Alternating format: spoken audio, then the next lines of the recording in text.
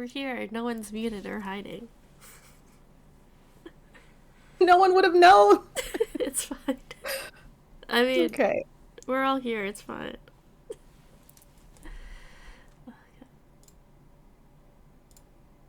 Alright.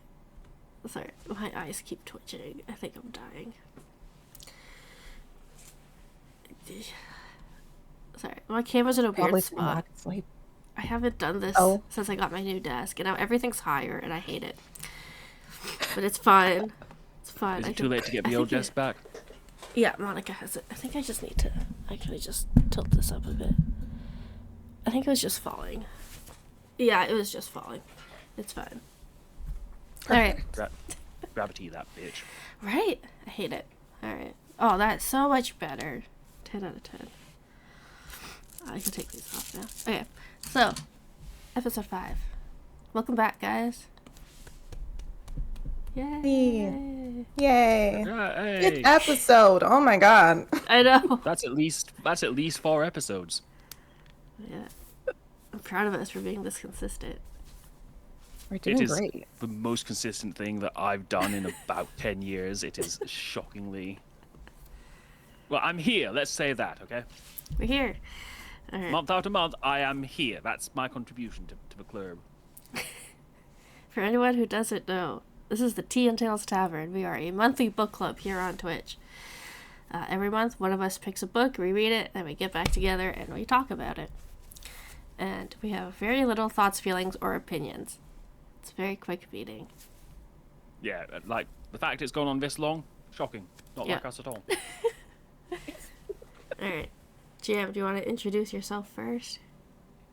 Oh, okay. I'm Jam, also known as Blue Clovers. I didn't pick the book this month. Sometimes I stream. Who's next? Who's under me? Peter. Hey. Let me poke Jam. Introduce yourself, sir. He's busy. I'm Peter. I am an absolute pain in the bollocks. I also did not pick this month's book, but I have thoughts about it. Good.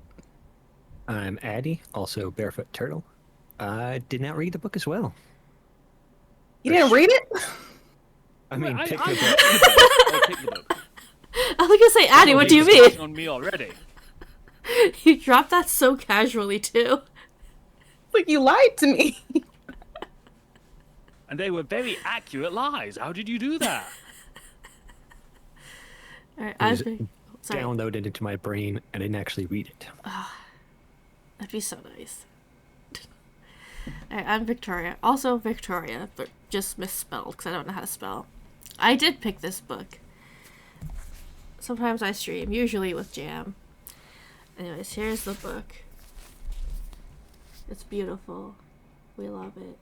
We just don't look at the My sides. version is super God, cool. Jam. Got dragons. Mine And Victoria's is pretty too, but I don't know why she's a hater. Because it's This more is not my fun. copy of the book. Alright, so I did pick this book. And this is what my look looks like. It's beautiful. It's the most beautiful.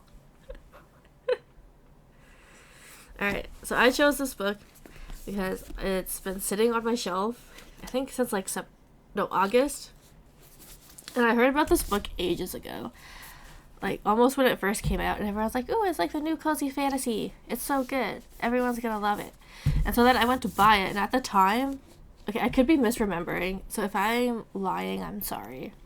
But from what I remember, it was like, the author started off as an indie author, and the book was only available on Amazon. So by the time I was finally like, alright, you know what, fuck it, I'm just gonna buy it, and I'm gonna read it, and I'm gonna love it. I head on over to Amazon to buy it, and it's not there. Because apparently it got so popular that she ended up getting picked up by like a traditional book publishing agency. And so that is why you can now just go to the store and buy it. So yeah, there was like a period where it was like off Amazon, and then you had to wait for the books to get pre-printed, well, I guess just printed, and go out to stores. And so I got mine at Target, because I was in, I don't know where I was, Buffalo? I don't know. I was somewhere. But it was on sale at Target, and I was like, I have to buy it. I did. Do you know if it's a debut novel? That I actually don't know. I was going to look it up, and then I didn't. But I can. Do you know how old the book is as well? This came out 2022. Okay. Books. This is the first one listed on her website.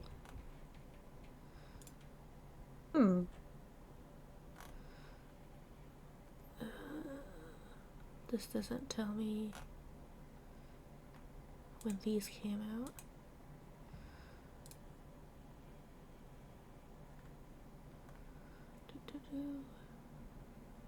Okay, 2022. That'd be cool though, if it's like her debut novel and it got so popular. I think it is. It looks like number 2 of this book came out 2023, and then she has a different series that came out 2023 as well. Is there a sequel to this book? Yeah, there's 3 of them. Yeah. Amazing. And then there's this one. Oh, maybe this one's coming out soon, because there's no publishing date. Oh, 2023. Man, she was busy in 2023. See, I think I'm not gonna say 100% that this is her debut novel, but that is what it's looking like in my quick research. I wish Gotcha. all Minnesotans are very happy. Go fuck yourselves. Oh my god. Is the game over? Yep. Final score 5-2. Oh wow. Oh, books in order. I almost keep accidentally clicking unfollow. If I do happen to unfollow you, Victoria, we have no beef. It's an accident. No, we will have beef. I don't know if I believe that. There sounds like there will be beef. Cool. Okay, she does have a standalone novel that came out in 2021. Okay. So her second book. Pretty good for a second book to get super popular. Yep. Alright, well, that's why I chose it. I think, this is where we hop into the summary. I have a bad back. Could I just casually stroll into the summary? Do I have to hop? You gotta hop. Okay. Alright, well, I'll do my best. Peter and Jam, you guys said you were gonna work on like an itinerary agenda thingy for the book clubs. Did you do that? I did, and I forgot. Oh my god. You know what? I'll do that. Okay. Tomorrow, I will put it in my phone. Okay. But anyways, did you want to start the summary, or Yeah, I can. should I? Okay. I just took notes as I usually do. I think yours is probably a little more organized. I'm at the wrong book. I did take lots I of can notes. start, and you can like jump in because I don't know. I might have missed a few things, but I went like chapter by chapter. Okay. Okay. Chapter 1. Characters we're introduced to. Reina. If I'm saying these names wrong, let me know, because I'm just guessing here. Reina. Addie, did you protagonist. do the audiobook or did you just... Yes. It's Reina, Oh. Kianth, Queen Tulane, Tulane. Okay. um, What about Ven? Is Mathilde. it Ven? Vin. Ven. Mathilde. Okay, wait. Chapter 1. Reina, protagonist. Former, I said private guard for Queen Tulane. Pretty sure that's how they described it. Then we got Queen Tulane in this chapter. Evil, deranged, queen of the queendom. We have Vane, which is one of the private guards who was in love with fucking Reina, asshole. allegedly. Allegedly. And then Kianth, which is also one of the protagonists, and is the Arkandor? Arkandor. In my head, I said Arkandor. it arcane door. Okay. The Mage of Ages. Anyways, chapter 1 summary. assassination attempt on the queen, which is stopped by Reyna and the other private guards. Reyna is almost killed by another assassin. It turns out there were two, not one. And then Reyna kills this assassin, but she is injured. Not gravely. She's not going to die. Reyna has this moonstone. Kianth also has a moonstone. They're dating, by the way. Anyways, this moonstone... It alerts Kianth that Reyna's been injured, and Kianth obviously is panicking and sends like a signal back through Reyna's moonstone to let her know she's on the way, but she's like super far away. Anyway, the queen's a bitch, and she expects Reyna to be back at work in the morning, and Reyna's like, fuck that, and decides to desert the queendom. Next, chapter 2. We get Kianth's point of view, because that's how the book works. It switches between them. She's on the way to save her girlfriend, finds her in a forest, and they talk about actually leaving. Well, Reyna actually leaving the queendom because Kianth is from Shapara, whatever that place is called. Yeah. In the Magicry. So yeah, they're going to open up a book/tea shop somewhere. And we meet Visk, which is Kianth's griffin, and Lilac, which is Reyna's warhorse. Chapter 3! What happens in chapter 3? I need to start writing down chapters and not just page numbers. I only started doing that because I realized the page number thing wasn't working for me. No. In chapter 3, so backstory. Chapter 2, forgot to mention, when Reyna had escaped from the inner palace in the queendom, she had run into some bandits, 5 of them. She killed them. They kind of injured her, but I mean, they're dead, so that's worse. Anyways, Reyna says that their hideout is in a town called Tawny. So that's where they're headed to take over their hideout and possibly turn it into a book/tea shop. And then we learn here that Reyna's pretty insecure about her relationship with Kianth. I have opinions about Reyna, but we'll get to those. Kianth reassures her because she's the best girlfriend. Only, not problem, but one of the challenges they have to deal with in their relationship is because Kianth is the Mage of Ages, yeah. She has to report to the Magicry to deal with magic stuff and problems. So she's going to have to travel away from home sometimes. And Kianth's like, she's fine with that. She's like, we'll be fine. Reyna's like, oh my god, what if she gets bored and leaves me? Oh my god. Anyways. I think we know Jam's favorite character. I have many favorite characters. They're just not Reyna. Chapter 4. Arrive at Tawny, scope out bandit hideout, decide they're going to settle there, meet the town's unofficial town informants. In this chapter, we meet Sigmund and Nertz, the unofficial town informants. We learn about Lord Julian, who used to be the Lord of Tawny under the Queendom, but he's dead, and now his son is in charge. And we meet Diarn Fail, I think. Okay. Shepran-born, trying to take ownership of Tawny for, Shepra. And Sia's new alias. I mean, Reyna's new alias, Sia. My bad. And then Hansen, who is the innkeeper and has the best ale in town. Chapter 5. They get a room at the end and talk about decorating the hideout. That's pretty much it. Oh, they make friends with Mathilde and Tarly. Tarly is the town's blacksmith. Mathilde, we all love Mathilde. She is the midwife / town doctor / coolest person.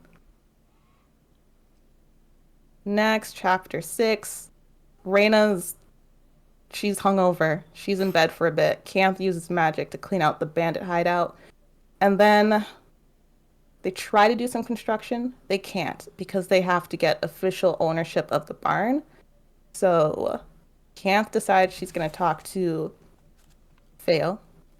And Reyna is going to talk to the new Lord of Tawny, who we will... Oh, he's introduced in this chapter. Lord Wylan. Wylan? Last name? Wylan. Okay. Chapter 7. Reyna visits Lord Wyland's understaffed estate, which could allegedly get him executed because it's a poor representation of the queen. So that kind of tells you what the queen's about. She introduces herself as Sia, and she gets the permission because Lord Wyland's pretty cool. We love him. Chapter 8. Canth visits Diarn Feo's compound, which I don't really know what that would look like. I just assume it's like fenced with, I don't know, barbed wire, and it's kind of scary. Anyways, turns out Feo is someone she knew from the Magic Tree, and they're not really a Diarn. They're just faking it, but that's fine. Fake it till you make it. Anyways, she secures, what is it? A deed? Something? I wrote it down. I can't find it. But she gets permission. She gets, like, ownership of the building.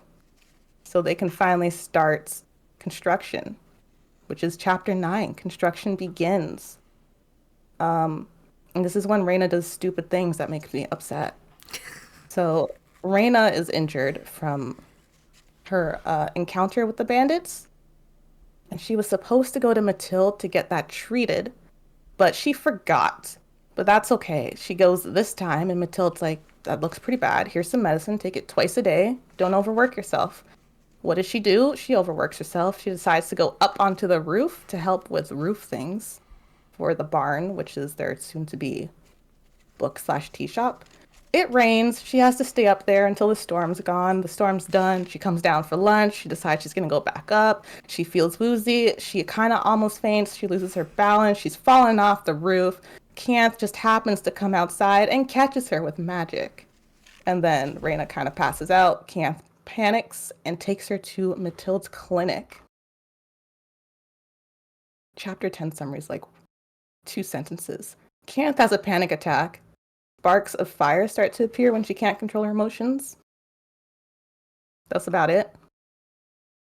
Chapter 11.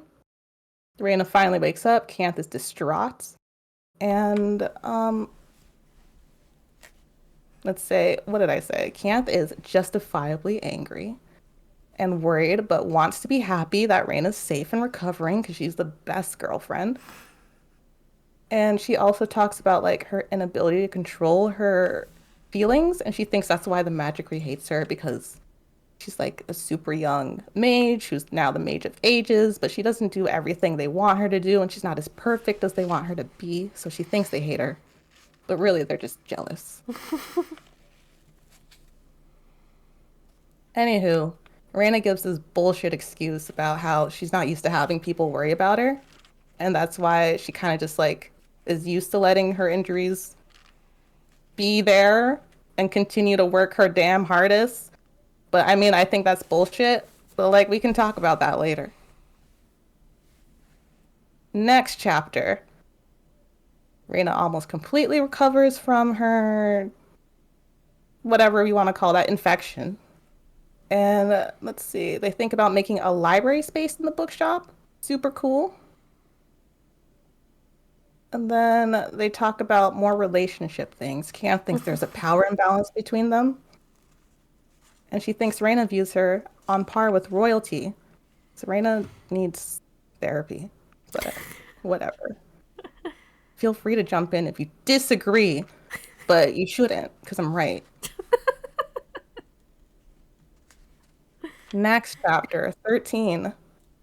Mathilde, we get some backstory from her.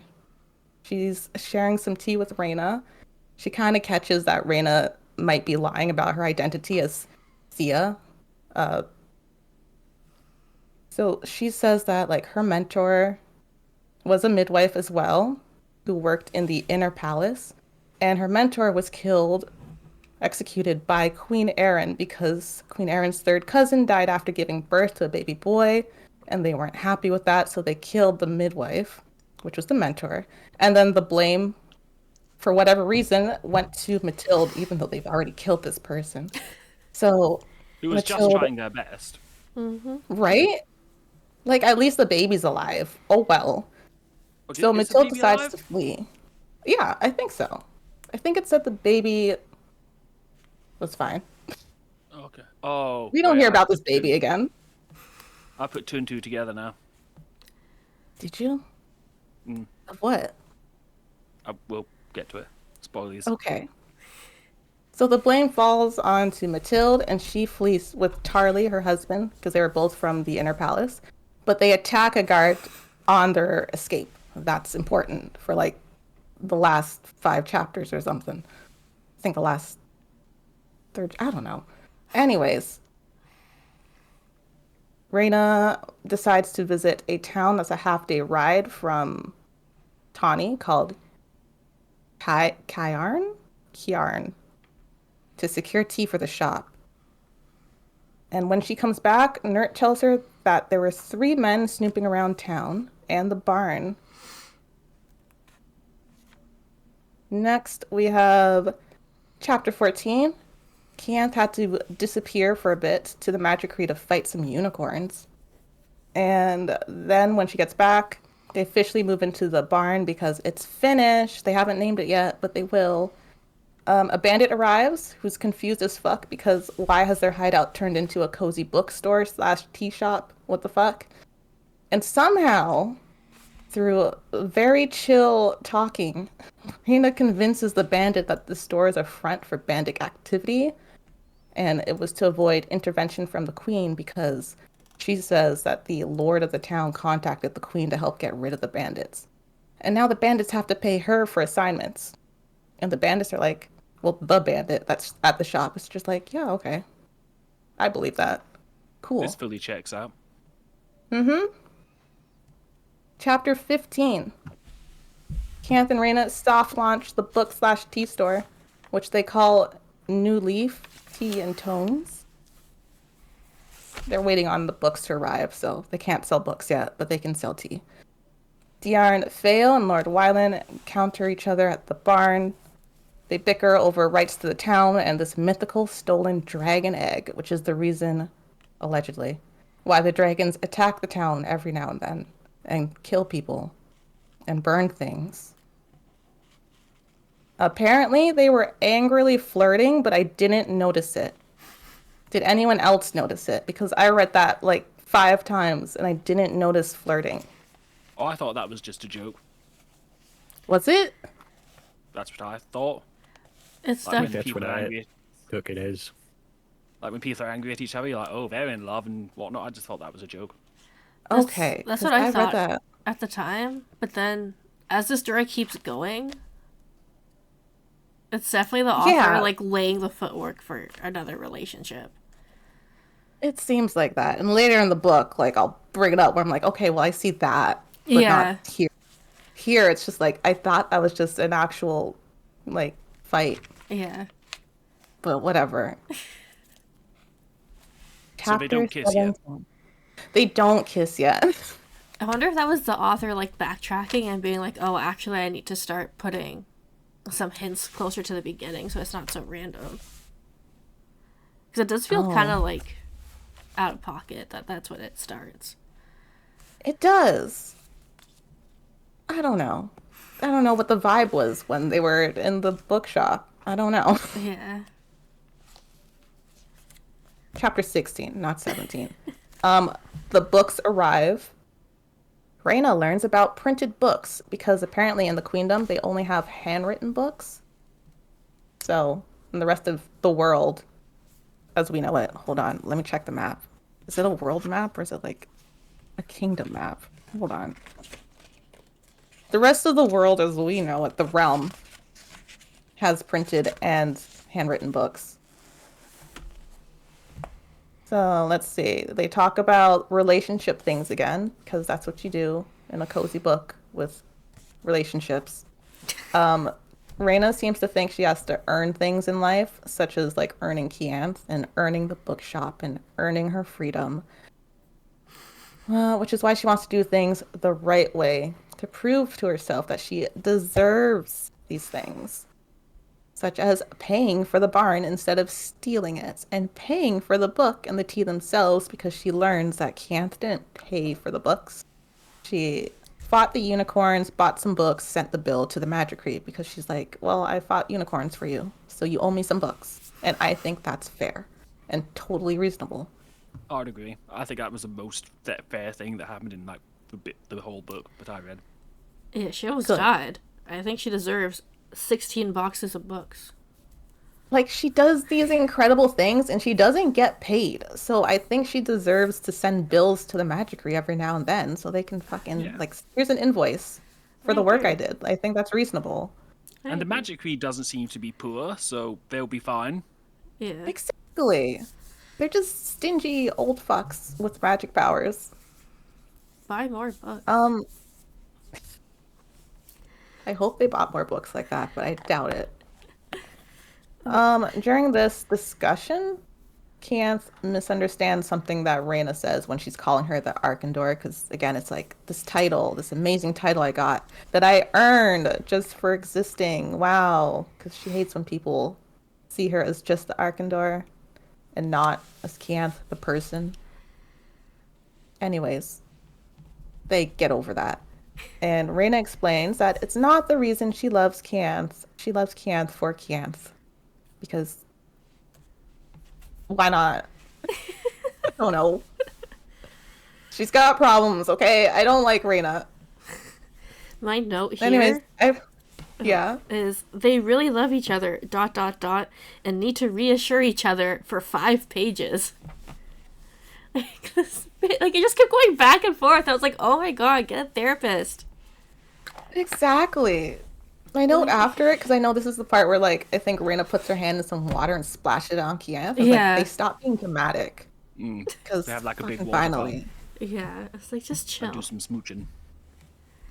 Oh, this is the chapter where they named the place New Leaf Tomes and Tea, but whatever. I mean, it's not quite Tea and Tails Tavern, but it's a good enough name. How do you feel about the name of the Good. bookshop?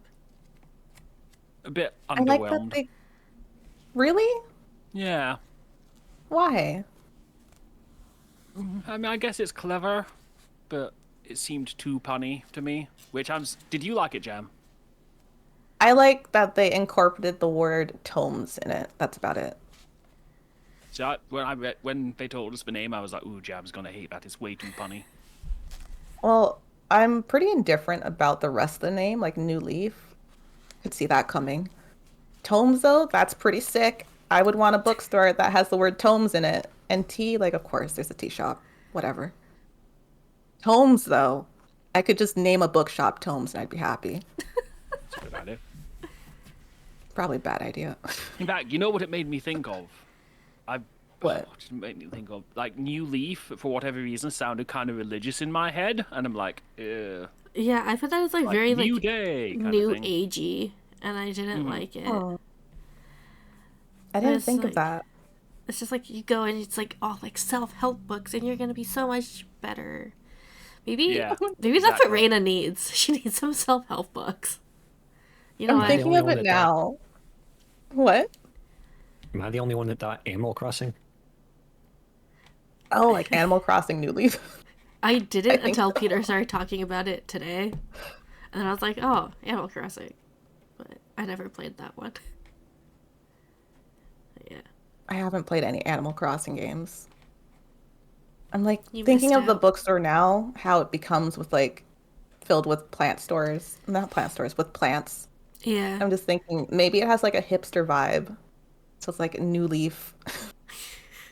That makes me hate Oh it more. shit. And they sell plants too in the end. Leaf and tomes and tea. You know I just exactly what you realized can that. get. Hey, man, you got any of that New Leaf in this week? I mean, we live somewhere where the beer store exists, so maybe we shouldn't judge too hard.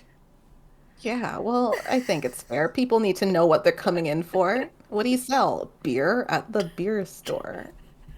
Such a stupid. Where name. can I get books? Chapters? Where do I get pizza? Pizza.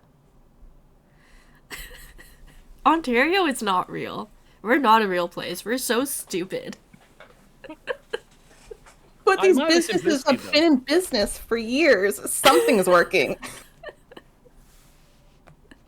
We're Where so can I get the Subway? unserious. Did you consider the Subway? You can't get Subways. You can get a sub? Subway? Get a submarine. Where can you take the subway? Not subway. No. What do you call the subway there? Is it the subway or is it like metro or something fancy? Just the subway? Okay. Yeah. Anywho, moving on. Chapter 17. We're like halfway through this book now, I think. I don't know. Chapter 17. A kid shows up to get a bandit assignment. I don't know how old this person is. I think he's just described as a kid. I'm thinking he's like a preteen. Yeah, like 15. Anyways. Oh. Oh, okay. Yeah, I was thinking like More of a 15. regular teen. It's just because like later on he gets a girlfriend, Oh, true. right? So I'm thinking like maybe I like breezed past that part. I had no interest in him. You don't like him? He's there. There's nothing to like or dislike. He's just existing. Yeah. I'm happy for how things turned out for him. That's about Yeah. it. He's a guy in the book.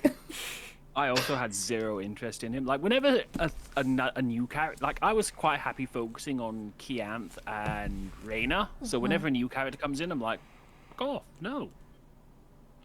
There is one part where Mm-hmm. I'm sorry. There's one part where he does something that I did like, so I'll bring that up when it comes up. Because that was very Okay. mature of him.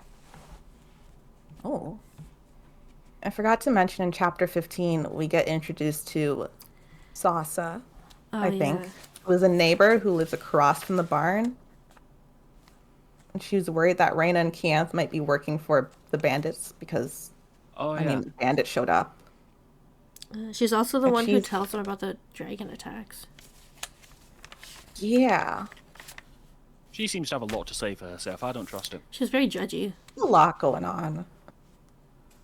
A lot happens in this book. There's a lot of like random plot lines. It's kind of crazy. That's another thing. But back to chapter 17. Kid shows up to get a bandit assignment. Reyna says no, but the kid demands to have this assignment. I don't know if it's here that he explains he's trying to pay off his father's debt, but I just threw it in there because that's his story. And anyways, Reyna's like, you can have an assignment if you beat me to a duel, and it's like first to touch. And he loses, of course, because he has a sword that's way too big and he doesn't know what he's doing. So Reyna offers him a job at New Leaf. This kid's name is Gosley. Like a goose? A bird? Yeah. I don't know. Gosley. They do I call think they him bring it up. Gosling. Yeah. Yeah, that's how Reyna describes him, like a young gosling, I believe. It's just a baby. Poor kid. Shouldn't have named him that. You should go tell Chapter his Although parents. 18. I know we're not quite discussing best lines or anything, but there's a great line in that when Reyna gives Gosley the job, and then Reyna takes Kianth to the bedroom to talk about it, and it says Kianth was not happy that Reyna took her to the bedroom and kept her clothes on, and she was even more unhappy when she told her about the new hire, Oh my god. or something similar to that. They're just so horny all the time. They really They are. are. Like, if this is Maine, they are all the horny across Maine, like just, phew, just going through it. That's why I had to ask Jim at one point as I was reading, and I was like, "Does it actually get spicy?" Because there was one part where I was just like, "What is happening?" Because it started talking specifically about how someone was like, one of them was getting turned on, and I was like, "This is not what I signed up for." But then she told me it does not get spicy. Because I was like, "That'd It be doesn't get. so awkward." I mean, it doesn't get particular. At least the bits I read, it didn't get particularly spicy. Like, there's a bit when they're doing it in the woods, and I'm like, ooh, branches and twigs and splinters. Yeah, gross. that's why I was surprised because I was like halfway through the book at this point, and I was like, "Whoa! If it changes at this point, that seems kind of crazy." Yeah. There's like no warning. Sneak one in there. Chapter 18. Diarn Feo summons Kianth to help them investigate a magic signature coming from under a church, like a burnt church in the burnt part of Tawny, where the dragons usually attack the most. Kianth detects it, but doesn't want to investigate further because the buildings aren't stable. And hey, I've got a girlfriend at home. Fuck you. You know what? I agree. She tells Feo if they want to help the town as a Diarn, they can't solely focus on the dragon attacks because they got kind of obsessed about it, which I don't blame them. It's a fun mystery. And also how they're, I guess, flirting with Wylan, I guess, by saying your family's responsible for stealing a dragon egg and pissing off the dragons The best way and to sleep flirt. with me. Exactly. Chapter 19. Canth informs Reyna about the possibly missing dragon egg under the church. Who knows? Lord Wylan summons Reyna to his estate, and informs Reyna that he knows who she really is, and he's not going to tell the queen because he's cool. And we get some Wylan backstory. Apparently, his father, Lord Julian, had begged Queen Erin for Erin's mom, not Erin's mom, Tilane's mom. Anyways, he begged Queen Erin for help to stop the dragon attacks, and Queen Erin let Princess Tulane decide his punishment for asking for help because, I don't know, man, they're ruthless.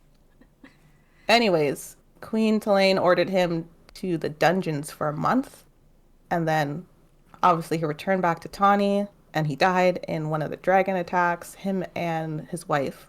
So just left Lord Wylan behind.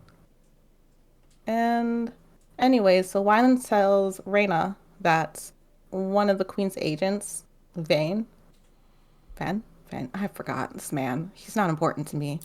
Was looking around town for her and seemed reluctant to leave. So he's snooping around looking for his lost love, and he can get fucked. Yeah, he's just like a sex pest. He is gross. Yeah. I wrote in chapter 1 when he was introduced, because I was writing like my likes and dislikes for each chapter, and my dislike was just him. Ew. I want to go in back the same to. paragraph. I'll go back to Wylan's story for a sec. Yeah. They say that Queen Erin gave the punishment to Princess Tylene at the time, and I don't really understand how their like god system works, but Tylene has been like blessed by the god of mercy, and so this is kind of like one of the first instances of her like showing mercy. Because it says Queen Erin would have had the entire family killed because they see asking for help as being very weak and very, like, don't do it. Whereas Queen Tylene just sentenced him to a month in the dungeons. Did they ever say what god Queen Erin, I guess, received her blessing from? Queen Erin, I don't remember. I just remember Tylene was mercy. And she is the most merciful queen. Yes. According to her. So much mercy. I thought I was the most merciful queen. Not I'd be compared great to being the her. merciful queen. She's doing a great job. Yeah, that's all I wanted to add. Okay. Chapter 20. Reyna tells Canth about Ven snooping around. Canth thinks she can be a threat to the queen because she's the Arkandor. But Reyna, this is when we learn that as an Arkandor, you're supposed to be neutral. So can't pick a side. Can't really help with this fight. It's kind of Reyna's problem. And during this conversation, the dragons attack. Oh my god. Oh no, dragons. I don't even know how long they've been in town right now, but things are flying by. So much has happened. Anyways. Yeah. So They've much met happened. so many people. They get so many side quests. It's I think at one ridiculous. point they said they were there for like a month. I don't remember if it's Yeah. later in the book or... I think that was earlier, like when they had finished construction. I'm not really sure. I stopped keeping track after a Yeah, while. I don't know what the timeline is. This just seems like When- everything happened so fast. When Rianth went away, and when Reyna went to the next town over while Rianth was away, Reyna was like, I'll be gone twice as long as I've been here to get there and back to wherever it was she was going. Oh, for the unicorn thing? Or is this As something- Reyna, who's saying this, Reyna wants to go to the next to another town, but it's a bit far away for her, and she says, I'll be gone twice as long as I've been in town. So she chooses to go to the place where she gets the tea in the end, which is closer. Oh, I think she was thinking of going to like a place called Wellia, maybe. That sounds familiar. And she goes to like the other town that's like a half-day ride. Ah. But yeah. I don't know how time works for them because some chapters it's like a few days later, and then the next chapter is like the next day. And that just happens for a few chapters. Yeah. So I have no idea what's going on and when it's happening. Kind of like The Simpsons, it's just a floating timeline. It happens whenever you want it to. Exactly. So the dragons attack, and Kianth flies off with Fisk to distract the dragons, get them away from the town, talk to them, which is super brave and incredible, and Reina doesn't deserve her. But anyways, the dragons don't want to talk. Understandably, humans stole their eggs. But anyways, we have a magic air fight, and then Kianth has to absorb some dragon magic because there's a ley line through Tawny. It's super weak, so she can't recover magic through it, at least not very quickly. So she uses dragon magic, which we learn is kind of like toxic. It's not, I guess, pure like elemental magic, which is supposed to be absorbed through the stone, and then the stone gives the mages their magic. Yeah, the magic system is guess. weird. Yeah. Like So these essentially, people this just dragon they just like worship a stone. I don't get like it's the dragon magic gives her odd. diarrhea, basically. It gives her, well, it's coming out the other way. She's vomiting all Oh, the is it? time. yeah. Yeah. But yeah, so their magic system is they have a stone that essentially absorbs magic from like everything and ley lines, and then they get their magic from the stone. For whatever reason, they're not supposed to really access the magic purely from ley lines or other things, I guess, because it's just too powerful. And I guess it's I don't know, against stone rules. I don't know. It's Stone odd. gets Stone has pissed. spoken. He gets little Do angry not disobey the eyebrows. stone. Hold on. Yeah. They just Peter, little what do you angry say? ones appear. Oh, I was like, the stone is angry. Do not displease the stone. The stone has yeah. No, you The need your stone- angry eyebrows when you say that. There you spoken. go. Stone has spoken. Thank you. Do not disobey the stone. Super angry. I wonder what the then stone he- actually looks like. Because The Kias stone's happy as she has like a stone, I think, as like a necklace. But I wonder if they have like just a massive stone at the magic tree and they have just angry eyebrows. You know how like Plymouth Rock, everyone thinks it's gonna be like this huge ass rock because it's so famous, and then it's actually like a little teeny tiny thing. What if it's like that, where everyone thinks it's like this big, powerful, all magical stone that's like this big, and then you go and it's actually just like a little pebble on like a velvet cushion. That's extremely disappointing. What if it's like And the they're all Wizard- worshiping it. Yeah. What if it's like Shiny. the Wizard of Oz, where it's all big and powerful, but it's just like a tiny stone, as you said, and they stick Mr. Potato Head face parts on it. Well, I think it's just like the angry eyebrows, like they magically appear. Or like if you It's start like angry. flattering it, it gets like the little anime blushy face. And it's like, ew, woo, I'm a stone. I think the worst part about it for me is that the stone only talks to the Arkandor. So it's like only talking. This potentially tiny pebble is only talking to Kianth, and they all just have to believe her. I don't think it's not even like words. It just kind of like nudges her in a direction and she has to figure out what she's supposed to do. Yeah. It's very odd. I can't help but think that if I was talking to something and only I could hear it and nobody else could, that's a me thing, and there are pills for that I can take. And soon the stone will stop talking. I promise. I guess they have some kind of proof from the previous Arkandor. I don't know. I don't know. A whole long line of crazy people who heard this stone talking to them. Yeah. It's kind of odd because they also think the gods from the queendom are also like bullshit. But Yeah. at some point, Queen Tulane explains, like, not explains, but describes how she received her blessing. So it's like something kind of divine, magical, or toxic happened to her. So Hurt I don't people know. hurt people. Exactly. So, dragons attack, magic air fight. Eventually she's able to sort of tie down the dragons and speak to them, and they explain that 3 eggs have been stolen from them, and she has to make a deal with them, essentially, to keep Tawny safe. So as long as Canth is looking for the eggs, and finds the eggs, they will not attack the town.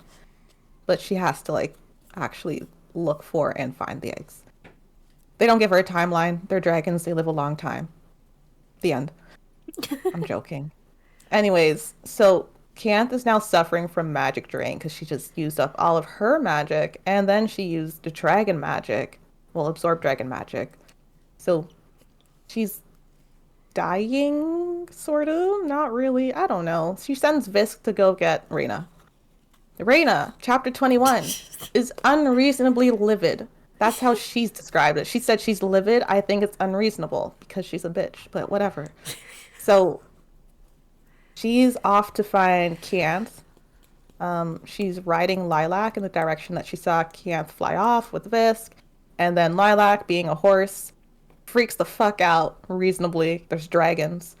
Visk picks her up before Lilac, like, throws her to the ground and carries her over to Canth. And for some reason, Reyna thinks she can fight a dragon with her tiny-ass sword. And she threatens this dragon who's just there to give Canth some of its magic so she doesn't die. Because dragons are smart, and Reyna is not. Anyways, Reyna takes Canth to Matilde, because clinic. Matilde's important. Mm-hmm. And now everyone knows that Canth isn't just a mage. And so what happens next? Fail decides that they need to borrow Visk because they have to travel to Welia, which is... Hold on. Gotta look at the map. I think it was like a day's ride on Visk. It's pretty kind of far. Yeah. Yeah. So Fail and Visk head to Welia to find some mages who would be willing to share their magic with Canth so she could recover from her magic drain. Chapter 22. Canth is pretty sick. She's got, like, a fever. She can't keep anything down. The dragon magic is poisoning her and stopping her from filling her reserves. Oh, the mages finally arrived to help. What are they called? We have mage number 1, Alayen? I don't know. Addie, we're tagging you. What are they? I don't remember. His name didn't come up a lot, so his name didn't stick. Maybe like Elaine? How it's spelled is like Allayyan. Yeah. So I don't know if it's like Alayan. I think Elaine might be right. Elaine, okay. Elaine. They're from the Magicry. They had an air manipulation class with Canth as a child. And then we have Harold. I accidentally wrote his name as Arnold the first time. Yeah, so Harold is also a mage for the Magicry, and they're both kind of stuck up. But one of them is better than the other.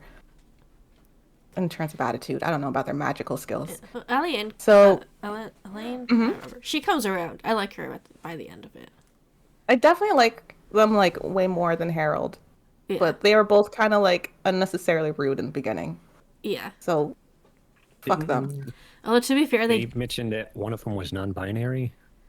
Yeah, yes. That's Elaine. Yes. Elaine, which is the cool one. Cooler one, not the very cool, but better.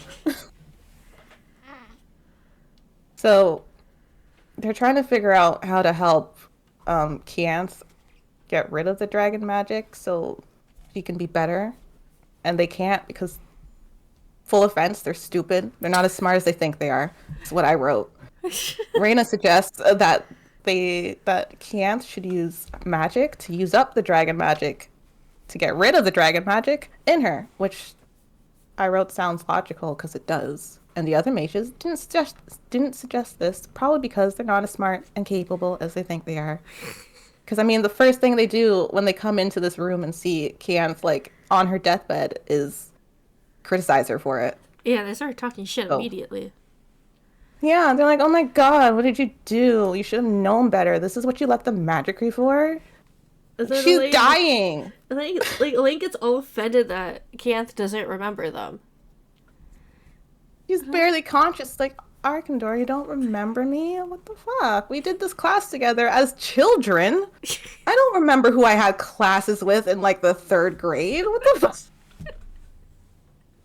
They pissed me off so much. Literally, if I don't remember people's names in this book, it's because I didn't like them. Anyways, so they do the thing. And apparently dragon magic is pretty explosive. Because there's like a big boom. And then Canth begins to recover. They give Canth some magic. And Reyna cusses Canth out. I mean, she doesn't, but she might as well have. She's upset because Canth took on 7 dragons. And she says Tawny has survived dragon attacks before, and Reyna is just a person, and that Canth is so much more important, so she shouldn't have risked herself. And really, Reyna needs to fuck off at this point. At that point, I was done with her. She was unredeemable. I love this. I fucking hate her. I love it. What? I love the hate you have for her. It's reasonable, I think. I'm not hating enough, really. You are being quite withheld today, Jam. Just don't hold in. Let it out. Thank you. I won't until we get to talking about the people and how we felt about them. But you already know, so it's fine. Chapter 23! Everyone in town stops at New Leaf to support the reopening. Oh, I spelled Wyland's name wrong here. Let me fix that, because I actually like this band. Anyways, so everyone shows up to New Leaf to support the reopening now that Dragon Attack is done, and they want to be like, oh, thank you, Arkandor and Reyna. Reyna confirms the missing dragon egg story and tells Wyland to chat with the townspeople so he can get to know them, because they're kind of afraid of him being a Queenstown representative. And he does want to, like, help the town get better and recover from the dragon attacks and stuff. So he has to go have tea with them and ask them what's going on and be cool and not awkward. What else? Oh, also, Reyna spars with Gosley, and he wins because Reyna was distracted. But Gosley decides he's not going to take an assignment. He's just going to keep working. And this is when we're introduced. You like that part? Yeah, because he was like, oh, you know, like, it doesn't count because you were distracted. Like, if he was, like, an asshole, he could have been like, ha, see? I beat you. Now you have to. But even he was like, okay, you know what? Like, I can't. I'm not prepared. I can't go out. I'm going to stay and keep working. For, like, a teenage boy, I think that's pretty mature of him. I agree. But I also think maybe because Reyna kicked his ass so much, he just has realized how out of his depth he would be, and he'd probably just get murdered immediately. 100%. But I think, like, to be able to say, you know what, I was wrong, I still need more practice, I thought that was very mature of him. He's a good boy. Oh, hi, Lola. Oh, yeah, she's also... I think now I should also mention these assignments that Reyna's giving people. Where? How? The first bandit she gave an assignment to, she heard word of mouth that a certain town needed help with something, so she sent them in that direction. But I don't understand how they work. I think it's just pretty much the same thing. Like, she just, like, overhears, like, townspeople talking. And she's, like, someone being like, oh, my cousin said that, like, hippogriffs are overrunning the town. And then she'll be like, oh, and it, like, makes a note of it. Because, like, people are, like, in and out of the shop, like, gossiping and chatting, right? So... That's true. I just wonder how the pay is. Because, I mean, they're paying for the assignment. And then I guess whoever needs help are paying the bandits? Yeah. I don't know. It's odd. I think on the first one, she mentions that they can keep, like, the boar meat and stuff like that for whatever that first... So then kind of like whenever they collect, they can sell. So Yeah. they get more money. Ah, I see. I think Doesn't she get them arrested, though? Like, she sends them out to be met by a sheriff? No, No, I don't think so. she ain't doing that. She's making bank. Sure, that's what she said. Like, she's sending out bandits to meet, like, to go to a place, but when they get there, it's like, oh, you're under arrest and shit, so they're going to jail? Or am I No. completely imagining that? I think you imagine I don't that. know that. There's a part where she talks to someone about, like, what happens to bandits. And the person tells her basically as long as they don't kill anyone, they're fine. And so that's why she feels comfortable sending them out on missions to, like, help towns. Because as long as they're helping the town, like, she's not sending them to go to jail or to get killed. Oh, okay. I just wondered, like, this isn't bandit activity. Bandits commit crimes. This is mercenary activity. So it's like this bandit received an assignment to help a town, and they're not suspicious. wondering what the fuck's going on. But yeah, that's how I felt about that solution. It was just, it was kind of weird. Especially once people figure out who Keanth is. And they're like, oh yeah, we have the Arkandor on our side. Yeah. It's like, yeah, no, she's totally helping out random-ass bandits. Like, and I'm like, oh yeah, our bosses. Bitch, you don't know who the bosses are because they don't exist. Yeah. That was the other thing. It's like, they have bosses. This has to be a huge organization that's doing that, and they're not, like, upset that Reyna's making money giving assignments to their band. Maybe this, whatever. like, apparently they don't exist. I feel like maybe it'll come back in another story because, like, the series keeps going. Yeah. So maybe it comes back and. It essentially sounds like piracy in the early. Sorry. What? Sounds like piracy in the early 2000s. Music studios are like, no, don't take our CDs. But we're like, we're going to take your CDs, and it's all a good time. And Bono did not get another yacht. He wouldn't download a car. Was that the PSA? I don't know if anyone outside of Canada got that. We had that as well. Okay.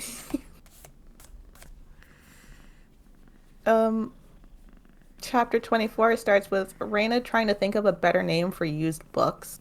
I wrote secondhand books. But anyways, she wants to be able to sell those for cheaper. Keanth describes a sad story of the time when she was injured and she woke up to mages arguing about which one of them would be the Arkandor instead of worrying over Keanth, who had almost died. And that was sad for me.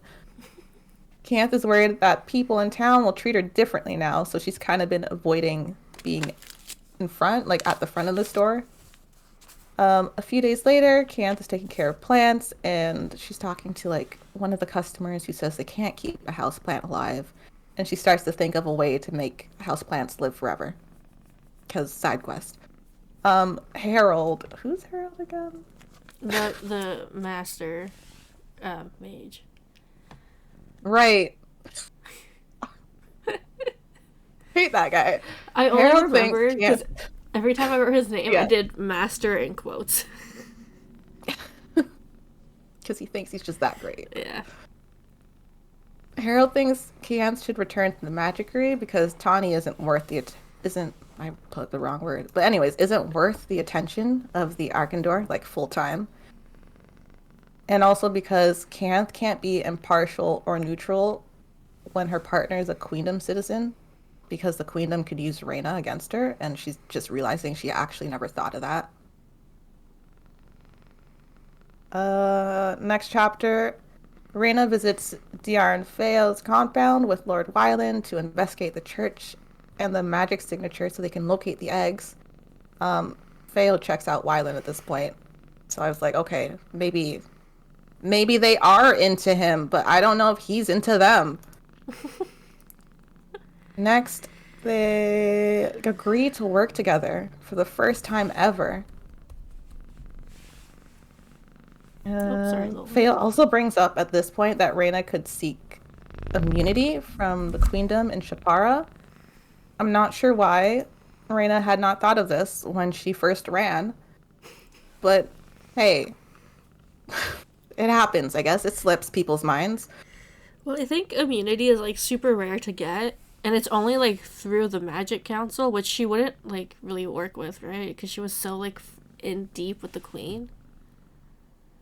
I guess so. I think Kiant mentioned that she thought about it before, but didn't think it would really work because of Tulane and how she is. Yeah. I mean, I guess I was thinking it from my perspective, where like if I'm running from something that serious and threatening to my life, I would try anything possible. So it's like even if it's not, even if there's like a not 0%, a 1% chance, a 0.1% chance, I would at least still try. She's like, nah, fuck it. Raina is too busy baking, making tea, and being horny, okay? She doesn't have time for logical thoughts. Clearly, which is why I hate her. I can't with her. I can't. This book could have been wrapped up in 16 pages if she wasn't being so horny on men. Really? Raina returns to the barn and chapter 26 tells Kianth that she's investigated the church. Without her, Kianth wanted to go, but Kianth is on lockdown because she was super sick. Anyways, she tells her that Wylan and Fael have finally agreed to work together. They're like, oh my god, really?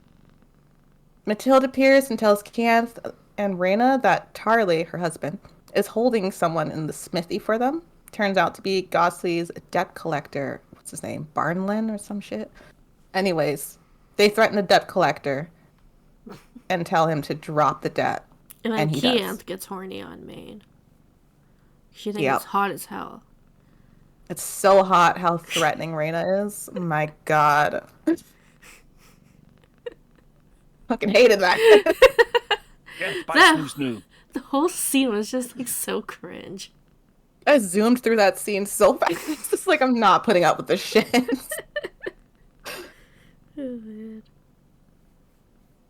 Chapter 27. Things start to like pick up real fast here. So Kianth takes Raina out on a date. It's her first day off, really. I mean, aside from like being injured and having to shut down the shop, it's her actual first day off that Kianth is forcing Raina to have. So they go on a date, but it's also to spy on Visk because Visk has been a little slow to respond when Kianth wants to like fly off somewhere. Turns out Visk has a girlfriend or a wife. I don't know how it works with griffins, but they have eggs now. Da, da, da. Yeah. And for whatever reason, Visk is like, Raina, you deserve one of the griffin eggs. She doesn't, but whatever. Chapter 28, Raina is super overprotected of the egg. That's one good thing. One good thing for Raina. Kianth creates a spell, finally, that keeps plants alive forever. Why? I don't know. She was bored. I think she said she was bored, so she did it. Fael arrives at New Leaf and tells Raina to pack a bag because they need to head to the council in Shepra because they're waiting for them to talk about their immunity plea. And then Lord Wylan shows up because they always show up at the store, not together, but like very close in timing somehow. It's like anyways. You go in there first to look like we didn't come here together. Yeah, this very non-suspicious 2-minute stagger. Right? So he arrives at the store and tells Kianth that Vane and his goons have been poking around town again. And Raina's like, okay, bet, let's go. So she leaves with Fael on Visk to go to Shapara so they can get their immunity thing, and Kianth is left to run the store with Gosley. All good. No problems there. Chapter 29, we get some backstory about Fael and their fathers. Apparently they were bell ringers in a farm town near Kiaran, and one of them died in a bandit attack. The other died from an illness while Fael was at the Magicry. And then Fael tells Raina about a rumor of Queen Erin taking a 4-year sabbatical after giving birth to Tulane and leaving a lookalike in her place. I was confused about this storyline, but maybe that has something to do with the next book. Don't know. That just sounds like conspiracy theory. Like, check their birth certificate and stuff. Yeah, it was just odd. It's like, why are you bringing this up now? I mean, they had also been talking about Raina ever thinking of, or if anyone in the Inner Palace had thought about overthrowing her. But I was just like, why are we talking about this? Yeah, it What seems does that have to do with anything? it was so random. Because feels like, oh yeah, my dads were here and now they're dead. Oh, by the way, bestie, have you ever thought about, like, treason? Like, it's just... Right. It was really odd. That makes it sound like a recruiting poster. Have you ever thought about treason?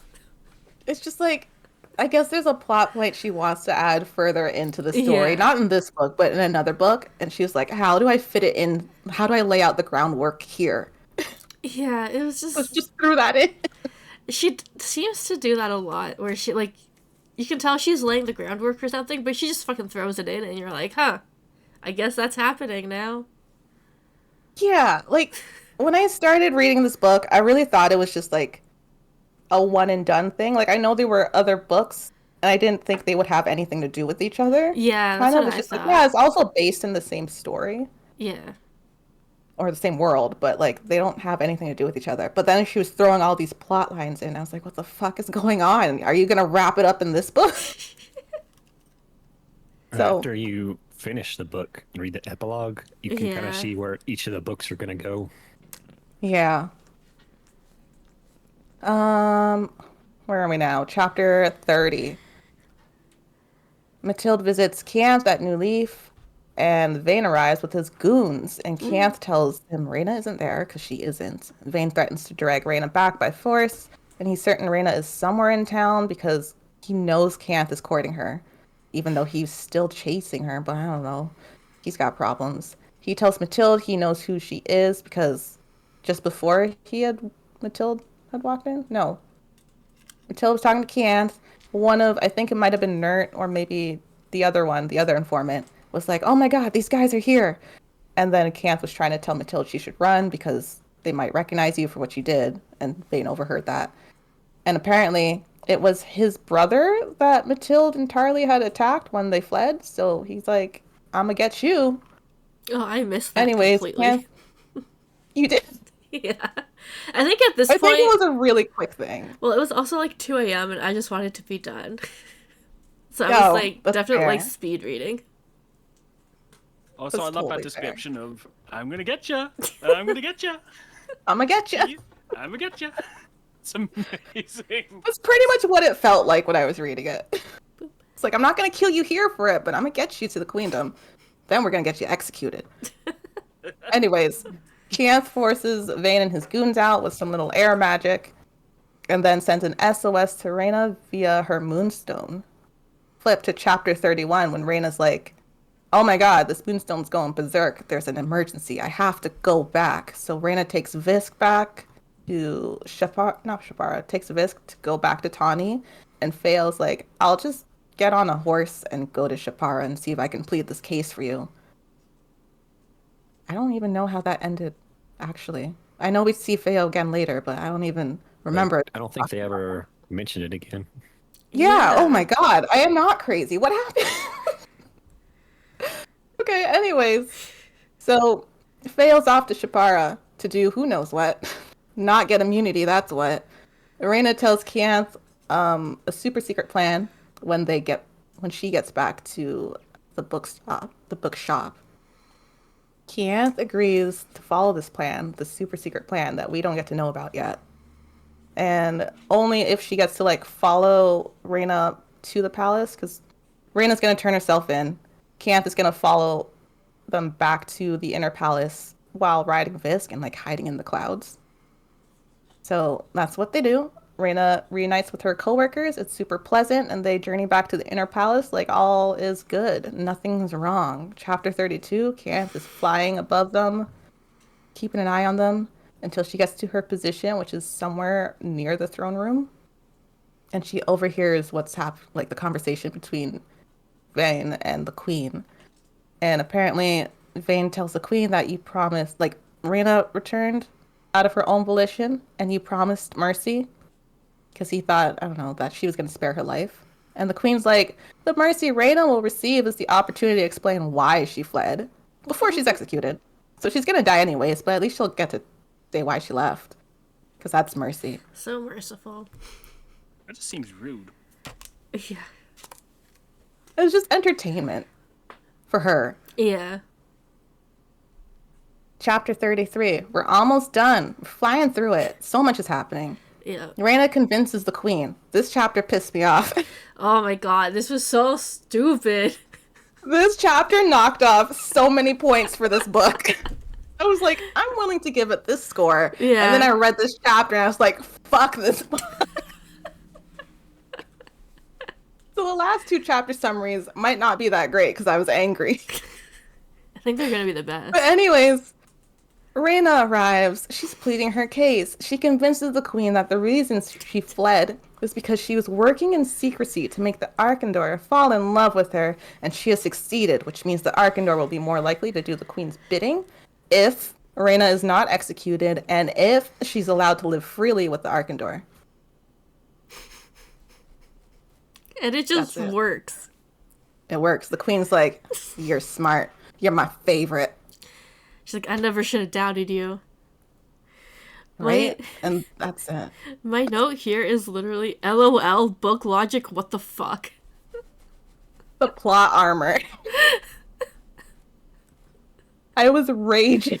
Oh, and Mildred is safe now. Or Mathilde. Sorry, I spelled her name wrong. Oh, right. Mathilde is Because safe she's now. like, She's through Vane's it. explaining that, yeah, they also have this woman who had attacked my brother and she can't be safe. And then Reyna's like, you can't kill her because that's the Arkandor's dearest friend and she will not be happy. And the queen's like, all right. That tracks. Check. Also, the queen's like, Vane, you can't chase after Reyna anymore because she's getting engaged to the Arkandor. So Yeah. you need to fuck off. She's like, she's under my protection now, so you need to leave her alone. And no one's ever allowed to talk to her ever again, only me. Yep. Like, it's just... I think, thinking about it now with Yeah. who I picked for casting, Yeah. Mm-hmm. it's a little bit better. Yeah. But I mean, I guess you'll see when I say my casting. Yeah. Oh, Is that's... that the end? No. No. No, it's not. This chapter 33. Chapter 34. Reyna and Canth are back at New Leaf. It's closer to winter, not quite winter. I don't know how long it's been since they went to the Inner Palace. Anyways, Lord Wyland hasn't received any news or demands from the Queen because I guess she's just fucked off now.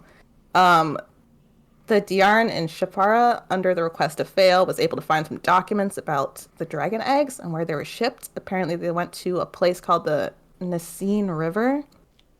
Fael's back in town, by the way. They haven't talked about immunity. Don't know how that went, but they're back. Gosley has a girlfriend. That's all I wrote there. Yeah, he's dating the And Reyna's carpenter's Griffin. daughter. Right. We don't have a name for her. I No, think. she's just a plot device. She doesn't need a name. Okay. Reyna's griffin egg hatched, and she named the griffin Ponder. Kianth proposes to Reyna with an Everseed, which is from the spell that she made with, like, the plants that will never die. Epilogue. A pirate is about to sail over a waterfall while being pursued by a sheriff at the edge of the river, and they fall over the waterfall on their little ship. I don't know how big the ship is or how big the river is, but there was wheat in the ship, and they've lost all their wheat, and the pirate was saved by Canth and Reyna. This pirate is named Serena, the Sheriff, Bobby. The end. The end. The end? Yeah. Question mark. The end. Yep. And then they go to the restaurant at the end of the universe. Yep. Yep. So, Yep.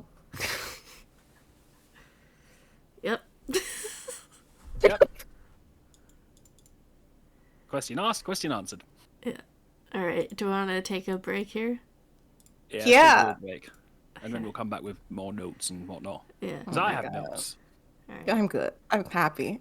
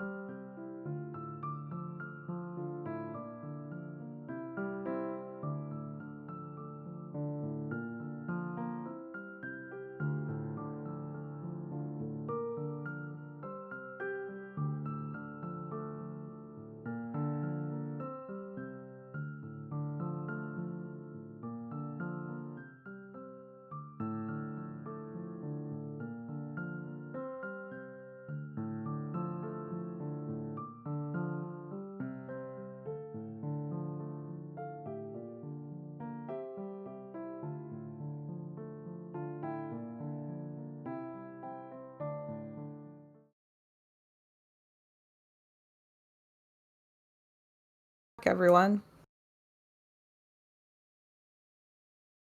Welcome back to our only camps. Our only camp. So, let's go through our questions. Well, I have a few notes, if I may. Oh, absolutely. So I hands up, 5th book out of 5th that I've not finished. So the ending was a surprise, but I made notes up to a certain point. Mm-hmm. I don't like that the author always refers to them by titles: the Arcane Door, the X-Guard, etc. Which is something that happened a lot. Like, and then the Arcaner did this, and then the X-Guard thought that. It's like, can you just use their names, please? How old are these ladies supposed to be? Kianth is far too possessive and almost like a 13-year-old with her first crush. Yes, love is powerful, but she's way too controlling over Reyna. I have thoughts about Reyna as well. You thought that about Kianth? Yeah. I'm gonna need some examples, buddy. What do you mean? Like when Reyna was sick and she had a panic attack and she had to go and fly off and sit with dragons for an hour and shit. It's like, no, could you just be like, okay, I'm cool? I thought that was reasonable.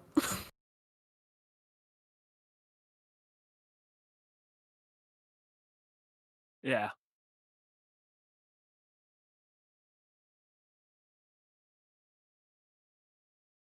Yeah.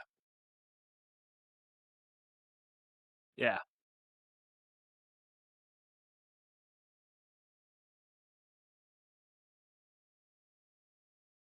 Yeah.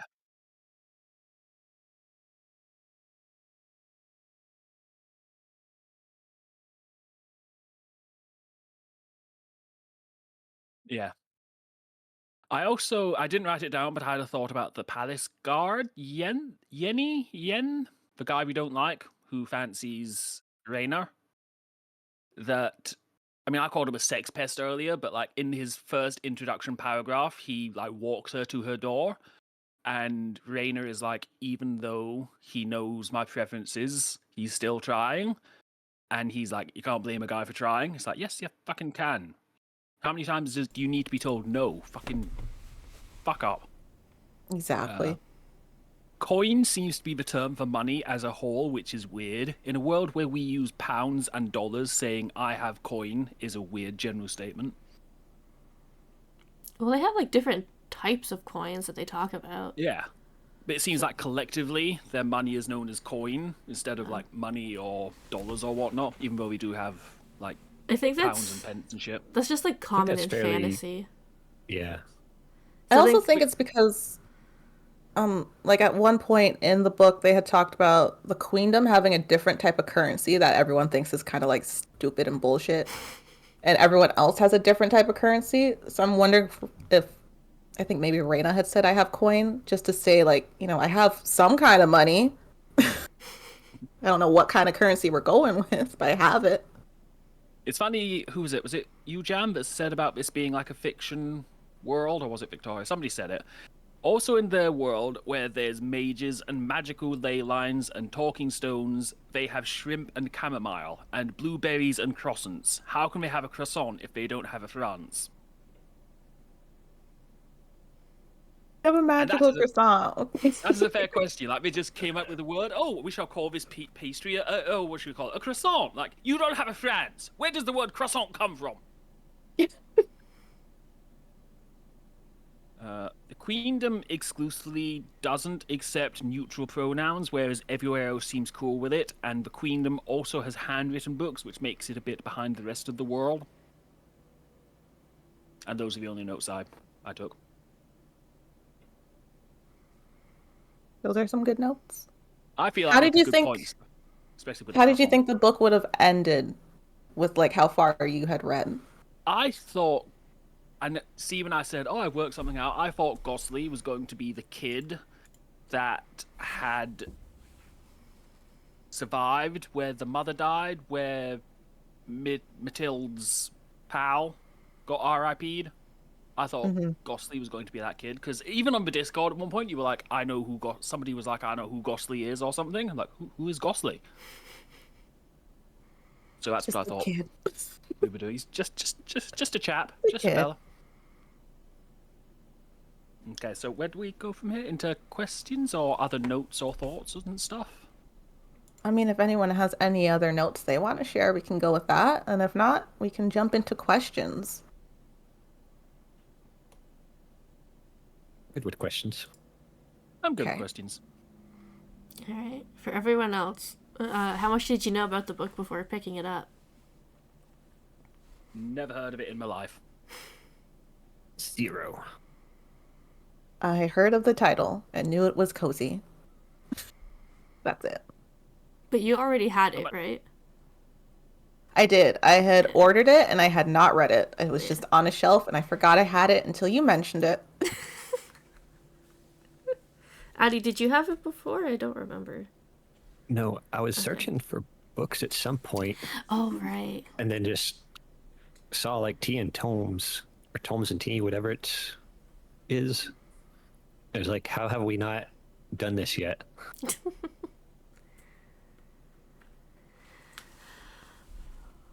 Alrighty. Yeah, I'd never heard of this. All right, Jam, how did the book make you feel? The book, not characters, as a whole, as a product. Okay. Not focusing on any characters, just focusing on the book and the story. Underwhelmed. I was really interested in the first chapter when, we start with like attempted assassination and then fleeing the queendom. And like, of course I knew it was going to be having like their cozy kind of cringe moments, but there was a lot thrown at us. Things were resolved far too simply. Like that was one of the notes I kept writing, like these complex problems that should be like, thrilling, where you should have like some kind of anticipation and you're like on the edge of your seat, was solved like through a single conversation. There was just like no excitement. I think after the first chapter with the assassination attempt, the next exciting thing for me was like the magic dragon fight. That was it. So I don't know. I was just very disappointed. It had its good moments though, so like it wasn't terrible. It was just like a lot of disappointment. Task failed successfully. Yeah, All right, Peter. that's how I felt. Peter, what about you? See, you said on Discord that you were most excited to see how I felt about it because this Yeah. isn't my type of genre. I actually really liked it. Yeah? I really loved the idea of these. Like, they did some stupid shit. The idea of these two people coming together, falling in love, working each other out, and then building like a wee nest together, like their wee bookshop together. I was like, I like this. This is cozy. This is lovely. So I really liked it. The ending sounds a bit bollocks, but because I read to literally halfway through the book because mine was 869 pages, and so I was like, what is half of 869 pages? I'll get to that tonight, and then I'll finish the rest tomorrow. So I got to literally halfway through the book, and it was just kind of cozy in that there wasn't as much that did happen. It wasn't like I expected the Queen to mount a full-on assault and shit, but that didn't happen and stuff. But I really liked this book. It was nice. It was cozy. Addie, how about you? I enjoyed it for the most part. On her website, she like labels it as cozy fantasy. I think if she kept the cozy, it would have been a lot better. But it's like it's points she forgets the cozy and adds like life-threatening situations. So I think either like pick the more. We've lost you again, Addy. I think if she just stuck with either like a more intense version or cozy, it would have been a lot better. I agree. How did you feel about it, Victoria?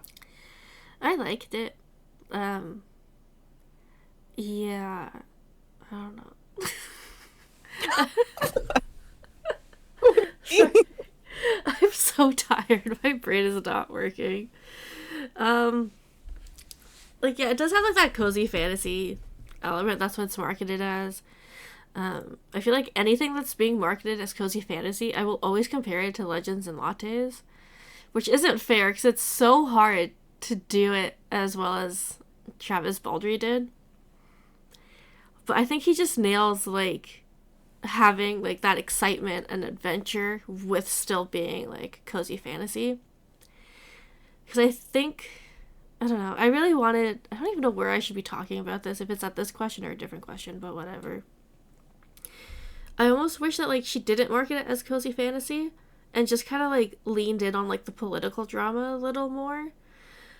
Because I feel like the part with the queen, like, it just got so, like, rushed through, and so, like, it just, I don't know, it felt like it just got, like, resolved way too quickly and easily, like Jerem said. And I think if that part had been a little more fleshed out, I would have enjoyed it more. But I get that it is supposed to be cozy fantasy, so she focused on, like, the building of the barn and going and sourcing books and tea, and, like, that was, like, the very cozy aspect, and I did enjoy that. I just think she could have done with less subplots of, like, oh, there's a dragon attack. Oh, now the queen's here. Oh, now this guy's here. Oh, now this person's here. Like, she could have, like, focused in a little more. There was just too much going on. But overall... There were a few... Oh, I just realized I don't think I actually answered the question. It made me feel... Period. It made me feel... I don't know how it made me feel. There were a few times at the end of chapters when she was literally just like, and then life went on, or, and then it continued, like, that's how we're ending this? Okie dokie, cool. The biggest issue is definitely the Tulane plotline is only 3 chapters of, like, the whole book. When that's, like, the whole, like, instigating thing. Like, that's the whole reason this book even happened. And it's... like, just, like, a little subplot that gets, like, a neat little bow at the end. I don't know. Me, it felt like the whole Tulane issue, the whole, like, queendom and the political aspect of, like, Tawny being in the middle of like, a Shapara territory or the queendom territory, that, to me, like, the way she was writing it, felt like it was the main plot, like, and then just the building of the barn and the tea shop was kind of, like, should have been a subplot, but she tried to make it the focus, but like really that was the main threat. So I don't know how you could make that a cozy situation. I guess I wish she would have done that as well, to like stick to the like the political stuff, and I don't know, could have been more interesting. And then to make a fantasy, here's some dragons. Some dragons, a magic system that barely exists. And a stone. They really don't go into the whole magic system much at all. Yeah. No. It's like a few sentences, maybe like a paragraph, and that's it.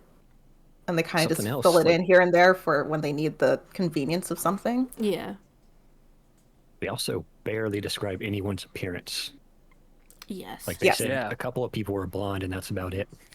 Raina's blonde. Kianth has short hair. She used to have long hair. She has short hair now. She's slightly taller than Raina.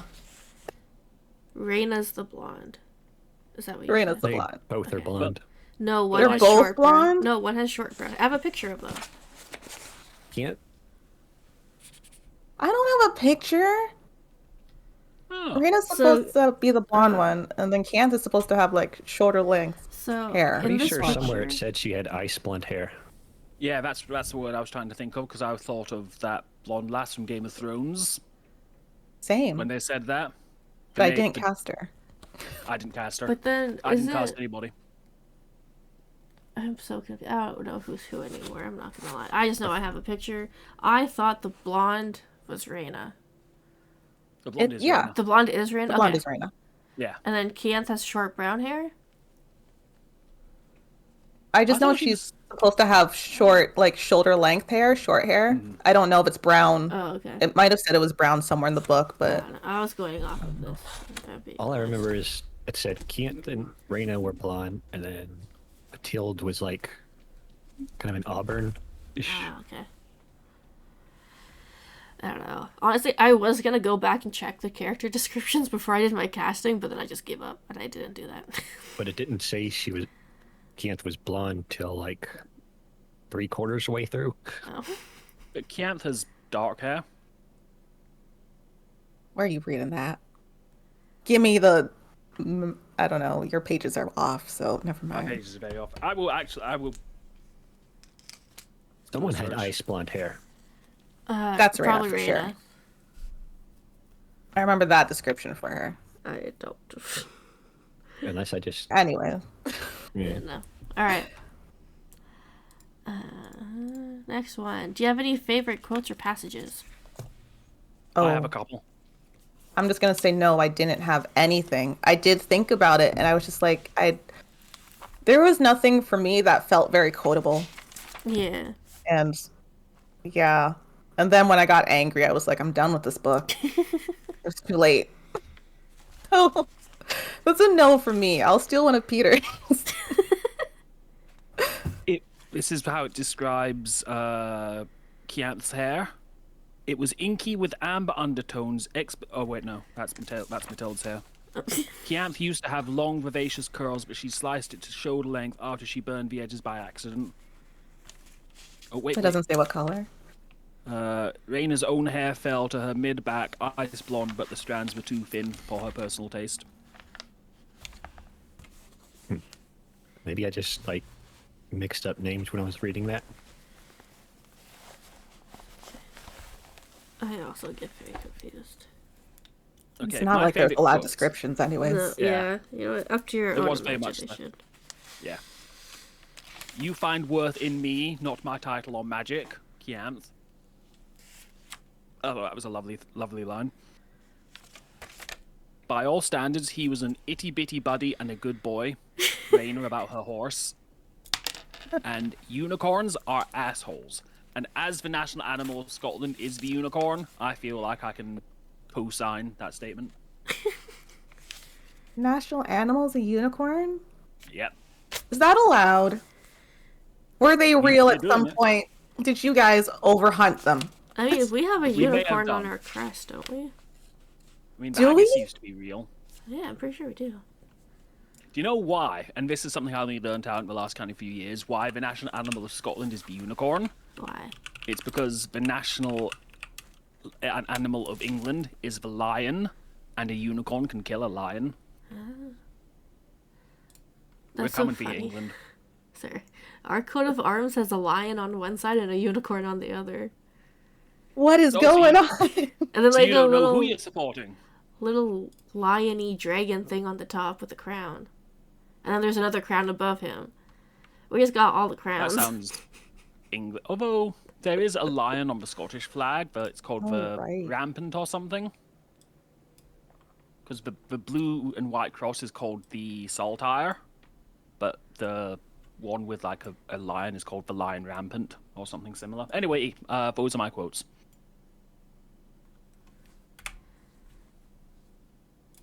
Good for you, Addie.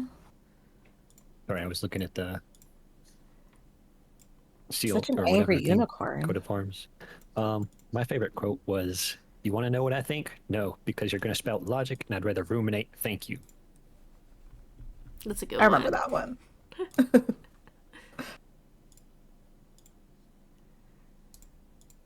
Oh, sorry. Oh, whoa. Victoria, did you have quotes? I did. I wrote down two. The first one I have is from page 80. I don't remember who said it or what. You always have a chance, even if it seems impossible to notice in the moment. I liked that one. And then my second one that I was just looking at. Oh. That's not it. Oh, here. It's Dion Fio talking to Reyna. And they say, they're talking about like why they like Tawny so much and why they want to like rep it and whatever. And they say, Tawny is proof that your home country, your hometown, your home values, they don't define you. And I thought that was very nice. That is very nice. Yeah, those are the two quotes that I picked. Which one of our quotes did you like best, Jam?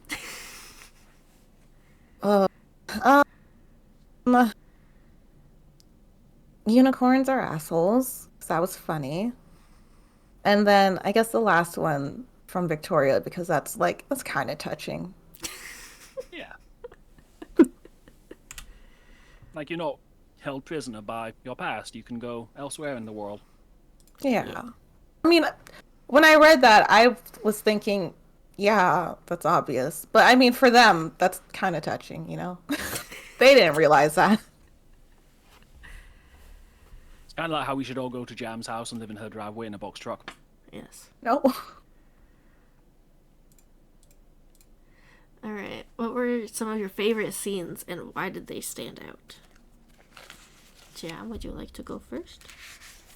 I liked the magic air fight. At first, I didn't like it because I was really annoyed with the description of Kianth pulling the air from under the wings of the dragon. Because I was like, that's not how flight works. You need the pressure, air pressure, and all of this. And I was like, you know what? This is magic. And they also already explain in the book that dragons aren't supposed to fly. They use magic to fly. So we're gonna just stick with it. It's magic.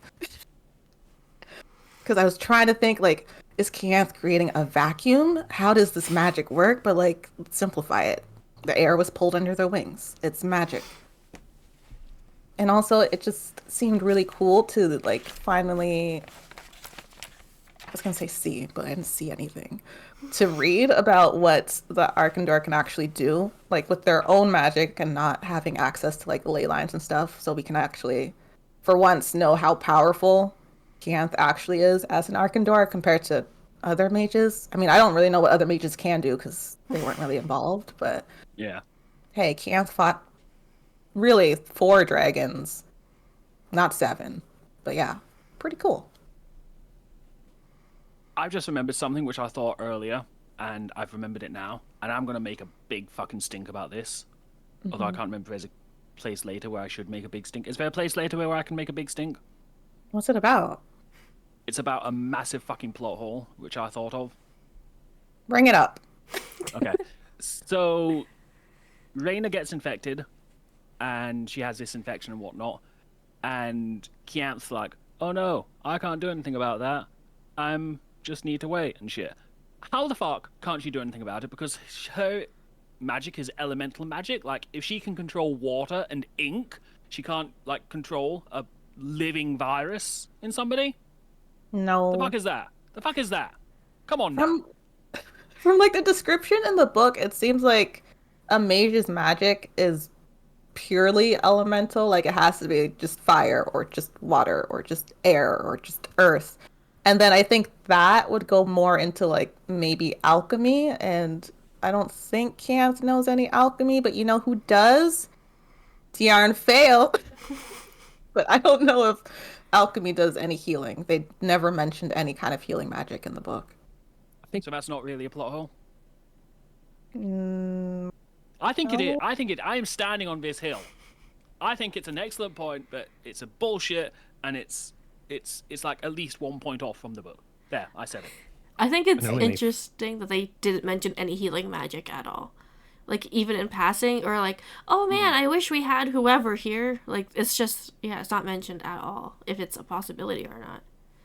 So I'm Yeah, with Peter. That that's part true. is a plot hole. It should at least be mentioned of, because everyone expects it. Like, every fantasy Like ever. whether, yeah, Like, that's whether it's true. a potion, whether it's an actual person, like, there's always some sort of healing magic. So I think it would have been nice if that had been addressed. But Yeah. I don't know if we're putting too much on a cozy fantasy over just a fantasy.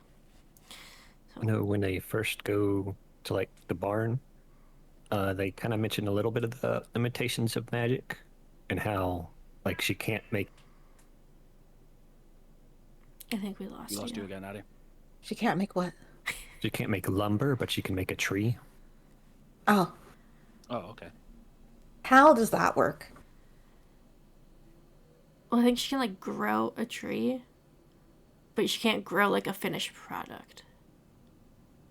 Like, I she see. can't, like, weather the wood and whatnot, because Yeah.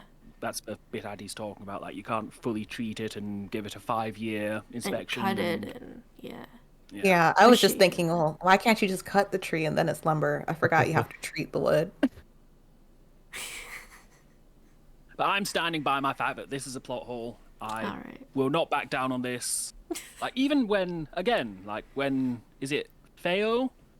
Kianth goes to sea, and Theo spills ink on their parchment, and Kianth removes it. The author even throws in like a little parentheses bit. It is from Earth after all, but like so is an infection. It's like a little thing you can just pull it out to somebody like it's a little bug. Come on now, what are we doing? What are we doing? Guess so. I will say, That's a fair I point. think I glossed over the ink part. I'm not gonna lie. You didn't miss much. So that's me. That's me. Back to you. Addie, Where were we at? favorite scene from the book, and why did it stand out? There wasn't so many like individual scenes, but I did like the running gag of how many daggers Raina had and where they were. Yeah. It was funny. Yeah. But that's another example of them being horny on main, because Kianth is like, where's she keep? Like, she fully checks out Raina to try and see where the knives are. just so horny. Yeah. I'm trying to think if I had a favorite passage. I don't think I really did. I did like the dragon fight. I think that was like the most interesting part. And I kind of wish they had more dragons instead of just, oh, well, they live forever, so we don't know if we'll actually see them again. Like, it would have been nice if a dragon came up and was like, hey, what are you doing? Where's our eggs? Like, if they had just made like another appearance instead of just one attack. I think the fourth book. We lost you again after book. The fourth book is like dragon something. Oh. So I'm sure it's going to be in there. I know, I just want more Bill. dragons. We Yeah, want but- more fantasy in our cozy. More fantasy. More political intrigue. I think what we want is not a cozy fantasy at all.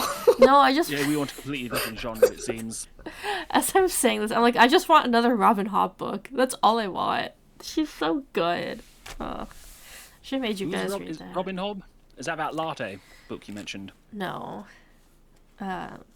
She does like she's so good. She does high fantasy. She had like 16 books in the same world, and it was not enough. Seems like too many. I know her No. name, but I don't think I've read any of her books. Jam, I think you'd like. Thanks. She's Let me actually check. she's so I might be good. wrong.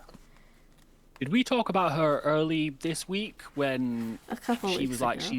she's stopped traveling, and I was Yeah. like, I bet she'll be at the Edinburgh Book Festival. Yeah, her. I'm with you now. Single brain so duo back in action. All right, Jam. Which character did you connect the most with, and why?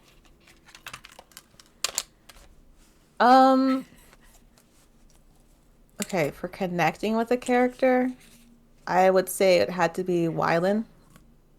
Even though he didn't get as much time on pages as he should have, because he's cool. Yeah, he just seemed like the most normal out of everyone. Most, like, put together, I guess. Like, I could see myself in his position where you're, like, the lord of a town, and everyone's kind of intimidated and afraid of you because of what you represent, which is this evil queen. And he's, like, a bit too awkward with talking to people. He wants to help, and he seems like he's a genuinely good guy trying to do things, but he's just understaffed and overwhelmed, but he's still there doing his best. So, that. And he doesn't flirt awkwardly or non-existently like some people in the book. So, that's my pick. Peter, what about you? There was an element in the start where Raina is describing the last assassin, where the assassin was killed, and then the queen kind of just nudged him off the balcony, and he fell to the floor, and the queen didn't even give a shit, and I was like, that's kind of badass. So it's not that I related to the queen, I just thought that was kind of inspirational, you know? I'm about to be worried. She's taking care of her business. And I kind of liked Mathilde. Mathilde was cool. In fact, she was one of the only people who I could visualize, and I visualized her as kind of Saoirse Ronan, like very pale and just that kind of person.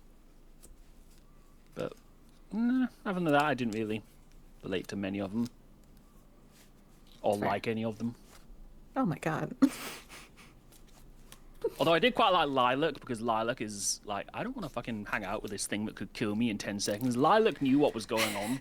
You know, I think Lilac is the most relatable character in this book. Yeah. Like, Lilac is the voice of reason. Yeah. She was done after those dragons. She's like, absolutely. fuck this. So yeah, that's me. That's who I felt feelings for. Alright, Addie, what about you? I'm not sure about fully connecting with, but I think my life matches up more with like Reyna, being in like the military and stuff. Different things like that. Do you want to escape the military and run away from it all and start a book / tea shop / library / plant store? Do you have any Kinda like feelings for I magicians? did kind of run away from the military for a few weeks, Oh. Oh no. but that's all over now.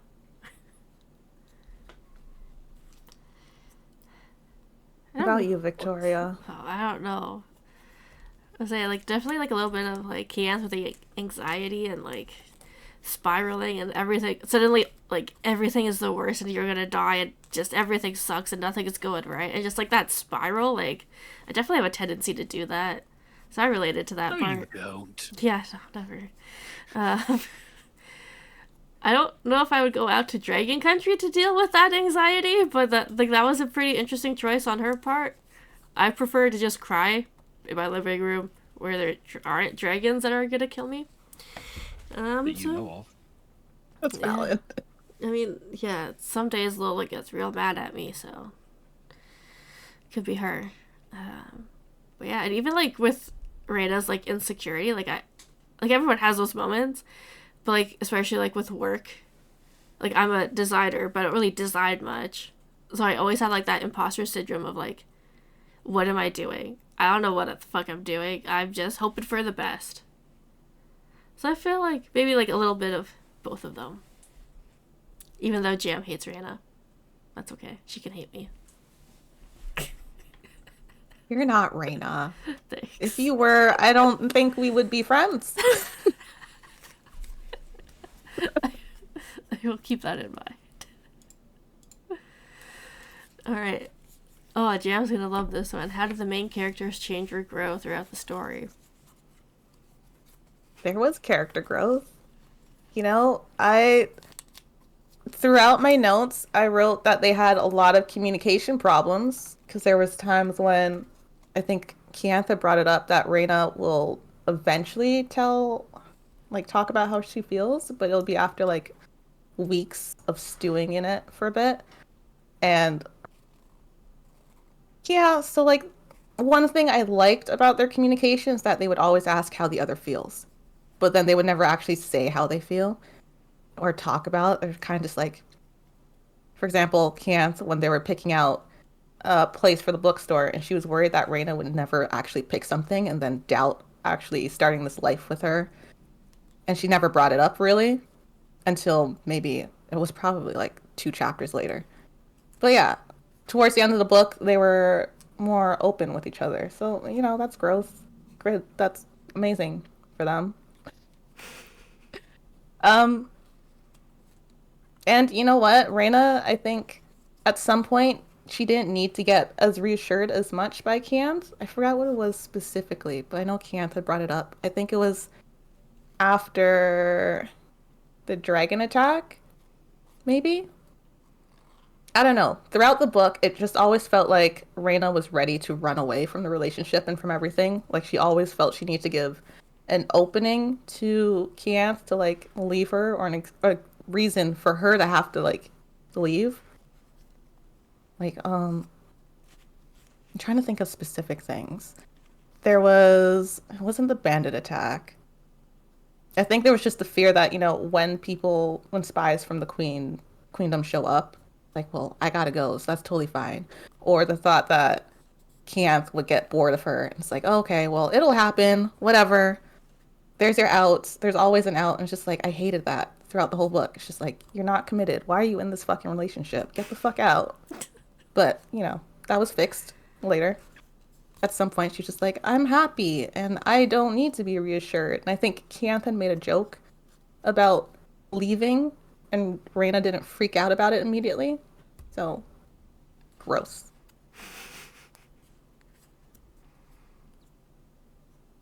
Peter?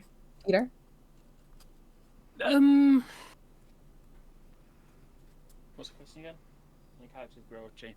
I can't add much to what Jam said. Like, at the start, they were very much trying to figure each other out, and there was a lot of explaining how they felt. I kind of felt that if they had to leave Tawny, like, they would have done it together as long as they were together. So they were dedicated to each other, but they didn't really...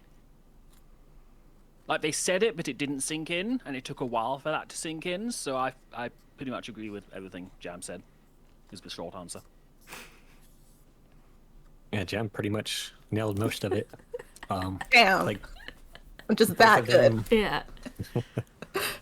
Both of them, like, growing up in, like, these positions to not see an outside world and then coming together. It's just the month that they're together, they need more time, and hopefully that happens throughout the next several books. I do hope they do communicate more and, like, really open up to each other, because you can't keep shit from each other if you want a long-term relationship, and they sound like they're in it for the long term. Although I've been single for like 12 years, so what the hell do I know?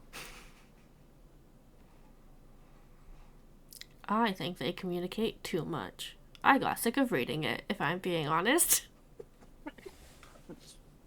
Wow. VP Victoria is just cutting people. It's just... When you have 5 pages of, like, having to reassure each other that you love each other, like, just kill me. Please. Like, I think... I don't know. It's just... Like, it's great that they communicate so well, and that they're able to be open and honest with each other. I think that's just, like, an aspect of the book that I wasn't expecting. Was that it's, like, every couple chapters they have, like, a little mini therapy session together.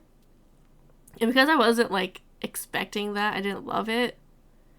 I was just kind of like, okay, like, we get it. Like, you could have summed this up in a couple paragraphs. We didn't need 5 pages of, oh, but actually, don't worry, I do love you. Oh, no, don't worry, I love you too. Oh my god, but don't worry, Reyna, like, I do love you. It's okay. Like, oh yeah, you're all powerful, but I love you. You, and not your title. Like, it's just... I don't know, it just kept going on and on. It's just... Fair, honestly, because at that point they'd already been together for 2 years. I know they're not around each other every single day, but it's been 2 years. How have they haven't, like, ever brought that up or addressed that issue? It's just now. So, yeah. We need to get, like, a WhatsApp or a small Discord server together just so we can talk more often. I think so. Little FaceTimes. Yeah, that'll help. But yeah, I think... Mostly I just didn't want to say, yeah, no, Jam's right. Because she was. But I am. I wanted to also give a little more than just, she's right. As like Jam is 100% on this question. She did. She nailed it. I had feelings about these people. Alright. How did the secondary characters impact or influence the main characters or story? They didn't, especially the Queen. Oh. Give me a second. Let's go through these characters. She was like, let me pull up my receipts. I got this, guys. You guys just take a 10-minute break. Go get some more tea. I'll hold the fort. Yes. How did it influence the make? I'm gonna actually have to control F some things because I have notes. Gotta find them. Okay, so Queen Tulane. There's something specific about when Raina fell off the roof that pissed me off. God, hold on. Oh my God, what chapter was? I should have just wrote it all in a different format. That's for next time. Okay. What I wrote. So, I think it's because Raina had lived in the queendom, worked under the queen, was used to these conditions where, like, as I was said in the beginning, she gets hurt from this assassination. The queen expects her back at work the next day at her post, like, regardless of how injured she is. And so, Raina tells Kianth this about, like, how she's just used to being injured and working through it. And I said, I call bullshit on that explanation. Because I think if she had been in the queendom, she would have taken better care of her injury and her health to avoid potentially collapsing during her job, because the queen probably would have had her executed for that. So it's like, I get that the environment she was raised in under, it was terrible, and she didn't really get a chance to take care of herself. But also, I think she uses that as a very horrible excuse to just do whatever the fuck she wants and be a shitty girlfriend. But whatever, that's the queen. She never pops up really that much, so. Vane's just there. We don't give a fuck about him. Who else do we have? I don't think Visk and Lilac really count as secondary characters. They're there. They're cool. We love them. Visk gives up his baby. Yeah, but that really does. I don't think that influences much for Raina, except being a very caring mother, sitter, egg, griffin, mom, pet person. I think it's. I had a thought about. Sorry. Oh, I was gonna say, I think it's mostly to help like later books to help Raina travel faster, because the entire book she is bitching and complaining about poor Lilac, and she's like, this is so slow. Oh, Lilac keeps getting spooked by things even though she's a trained horse. It's like, bitch, she's a horse. What do you want from her? I know. Like, she is doing so her well. Damn best. She is doing her best. She is so great at doing her best. And you're just bitching about it. And the second she gets the egg, she immediately just starts thinking about her little egg. She's like, oh yeah, now I'm going to be able to go places faster. Now they don't have to use Lilac. Like, fuck you, Raina. You don't deserve Lilac. I would poison her tea. Right? I think at one point she had mentioned that she was afraid of riding Lilac again because she got spooked during the dragons and threw her. Yes. Which, I mean, valid, but also that's not her fault. She is a horse and those were dragons. Yeah. At one point early in the book, when after Raina's injured and Kianth is on her way to Raina to find Raina, there's a point when Kianth is babbling away, and it says that Visk is the griffin. Yeah. Visk laughs, like Visk chuckles, and like, how is that a thing griffins do? Like, do they chuckle? I don't know. Well, at one point know a anything dragon about griffins. sighed, so these animals just be doing whatever they want. They're apparently very smart, so they know what's going on. They can be dramatic too. That's true. We love that for them. What are the characters? We have Sigmund and Nert, the unofficial town informants. I love them. They were great. I don't think they really influenced much aside from like being there to pop by with information, be like, hey, this person's here. Hey, I heard that. But they were great. And they also helped put the bookshop together. But, I mean, I didn't notice anything. I don't know if you guys did. Well, Maybe this is a bit... Sorry. I was saying, like, they gave, like, warnings and, like, hey, just so you know, so you're not surprised, right? It helped them plan ahead. And their counter got stained, so... Yeah.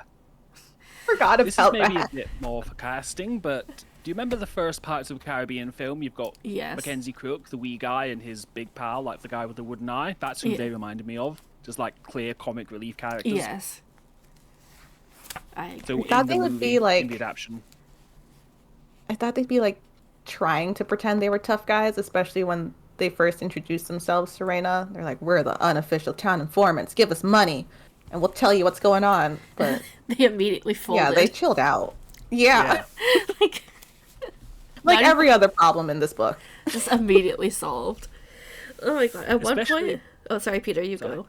You go, I was Peter. going to say, especially because right at the start, when Raina and Kianth first encounter them, it's like one of them like checks one of them out. And like, that's a bit creepy, but then they become pals and shit. It's like, okay, cool, redemption, I guess, for being a creep. I don't remember that part. Sorry? No, I was saying, when did this happen? When they're I very don't first remember that meet, either. when they're very first looking at the barn and they first see Jay and Sala Bob, whatever their names are, and one of them like looks one of the I women thought they up were and like down. like sizing each other up to see if like, can I take this person? Oh, That's what thought that I was didn't like think a- it was checking them out.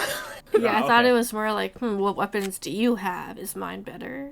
I can take you. Because I think Reina was walking around with her sword, so it's like this Yeah. queendom bitch has a inner palace sword.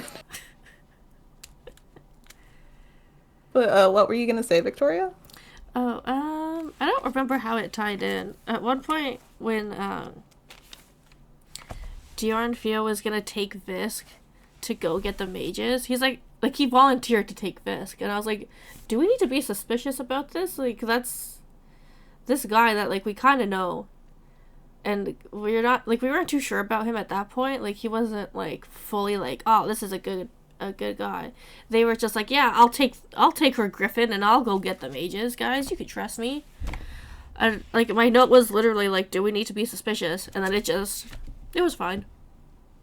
They brought the Griffin back. I think I'm just too Do you think at that point it was like Theo and like Kianth, they already knew each other from the past, so Yeah, but they weren't like I don't know. friends. Feo was a dropout. Oh, that's true. So like That's very true. we already know like Kianth does not remember her classmates. They were not besties. I feel like Fisk was more the one in charge on that rather than Theo. Yeah, Visk was like, oh yeah, no, I'm down, let's go. And then it all ended up being fine. I think I'm just too suspicious, and I was like, is this a thing? But it was never a thing. Probably trust I made it up. Fisk to take care of everything rather than Theo. True. Yeah, I think Kianth had mentioned before, like anyone who tried to capture Visk would be like an absolute fool. They would just get wrecked. So, I mean, what could Feo do to to Visk? That's fair. Don't be suspicious. Don't be suspicious. I'm Don't always be suspicious. Don't be suspicious. Next characters, we have Charlie and Mathilde. Mathilde put in the work. She was the only doctor trying to heal people with her potions, medicine. I don't know what they were, but they never tasted good, apparently. I think she influenced the characters pretty well, because she did try to, like... what'd she do? Help them Gave chill them out? kind of tough love when they needed it. Yeah. Kept them alive. She's like Helped the voice Reina of reason. open up. hmm I agree. Although she also had her traumas, and I didn't get to the end of the book, but did she ever come when the guy was like, "I know who you are" to Mathilde? Did she ever kind of find peace with the fact that she ran, or was that left unexplored? Yeah, so after Reina had gone to the palace and told everyone her secret plan, the queen kind of like just fucked off and said Mathilde couldn't be touched. So Mathilde still lives in Tawny and everything's good. She's not going to be seized and executed for her crime of smacking a guard in the face or whatever she did. So she's at peace in Tawny. Good for her. We love that. And her husband, whose name escapes me, like Charlie. Charlie, yes. He's kind of just there. Yeah, he's just there. He doesn't get happy or sad. He just exists. Yeah. I mean, he made friends with Reina when they first arrived at like the inn in Tawny, and that's about it, which was sad because they seemed to be like really good pals, and then we don't really hear from him again. Yeah. He takes care of Gosly. Gosly stays with him. Or does Gosling actually go to his house then? Yeah, I think he like sleeps there, and then he is also learning blacksmithing. Oh, excellent. Good for him. Yeah, but I he's just also in the background. He doesn't make cool appearances like Mathilde. No, he doesn't get any fun lines or anything. He's just there. Yeah. Yeah. Most of his development, like if this was a film, TV show, what have you, would be the montage of him helping to do up the bookshop. Mm-hmm. So that is where their bond would be, but that wasn't in the book, and it likely wouldn't be in a visual adaptation to just be a montage. But that's in that world, that's where they would have connected most, I think.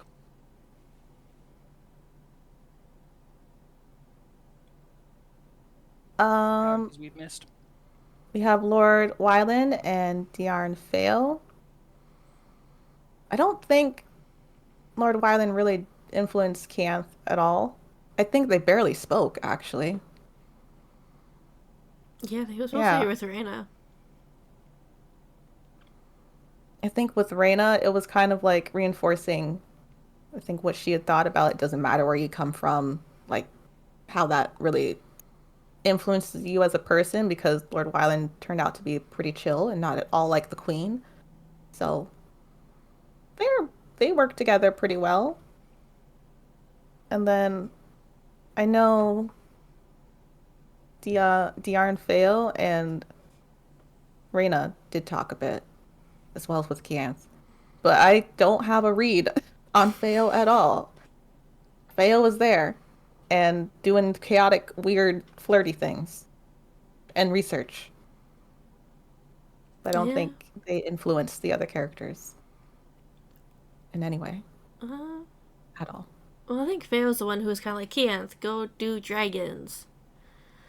Because, well, I guess that was actually Kianth. Kianth was like, Faye, I will deal with dragons. You deal with actual things that will help the town. But then they didn't. Then yeah, they did. They went back to dragons immediately after. We don't know if anything actually got solved regarding, like, the roads or, like, the food, not crisis, but, like, the food source thing that Kianth mentioned. Like, it just never gets brought back routes. up. Updating the subways and the transit systems, putting on good bus routes. Yeah, like, it just never happens. Never spoken about it, Ken. Making sure all venues are accessible. Oh, you know what? Maybe that was at the end again, where everything got glossed over of like, oh, Feo and Wyland are working together to fix the town. I have a feeling that maybe. I have a feeling that happened, and I just didn't care anymore. That sounds That's like entirely it possible. sounds right. And then, of course, we have our favourite character, the magic stone with its angry eyebrows and whatnot. I love that guy. That guy is wonderful. I am so angry to be a stone. 10 out of 10. In the audiobook, I want to narrate the stone. The stone that never speaks. Yeah. Exactly. Excuse me. We have Sasa, which I think kind of helped Kianth a bit when she revealed she was the Arkandor after fighting those dragons, because she's like, my son almost got roasted alive if it wasn't for you. I mean, she doesn't say that, but same thing. Mm-hmm. So that kind of helps Kianth.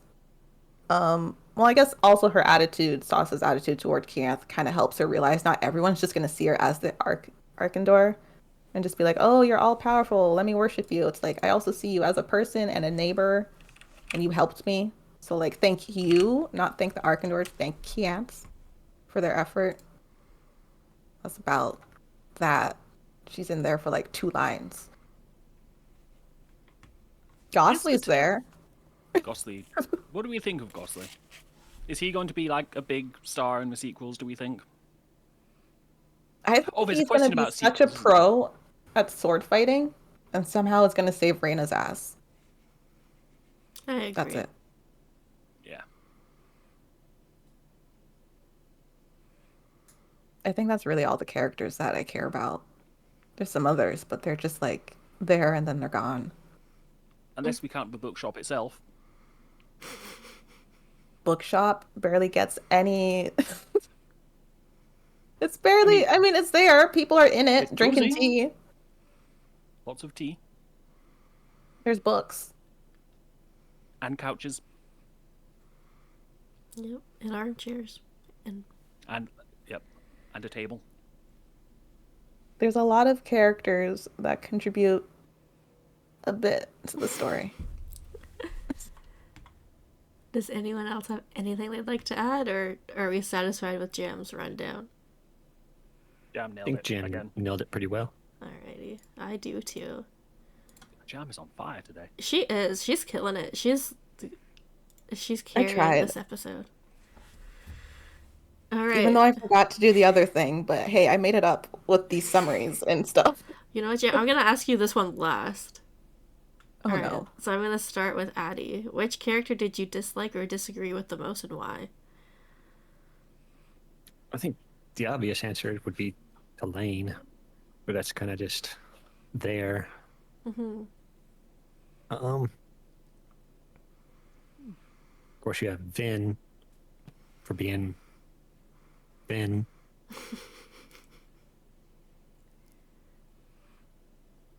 I don't really hate any of the other characters or anything like that.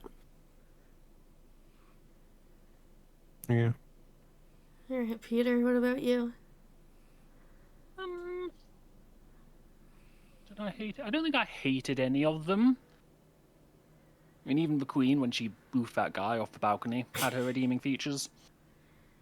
There were elements of Reyna and Kianth's relationship I didn't like, but I don't know if I disliked them particularly. So no, not really. I agree. I don't feel strongly about any of them. They exist. Other than Ven, whereas like obviously he's the asshole. Like he's just not a good person. Yeah. Even the Queen, like I feel like we've heard about all these things that she does, but we haven't actually seen her do anything other than not care about an assassin that tried to kill her, which is valid. Like if someone tried to kill me, I don't give a fuck either that they died. I'd be like, good for you, bitch. You deserved it. Be better at your job. Like, I don't know. I want to see. It does seem like people try. Sorry. Oh no, go for it, Peter. It does seem like people try to kill the Queen fairly frequently. Like this wasn't the first attempt on her Yeah, life. I think that they mentioned that. Yeah, like literally, I have page 1. People attempt to assassinate the Queen a lot. Kianth thinks the Queen is a sociopath.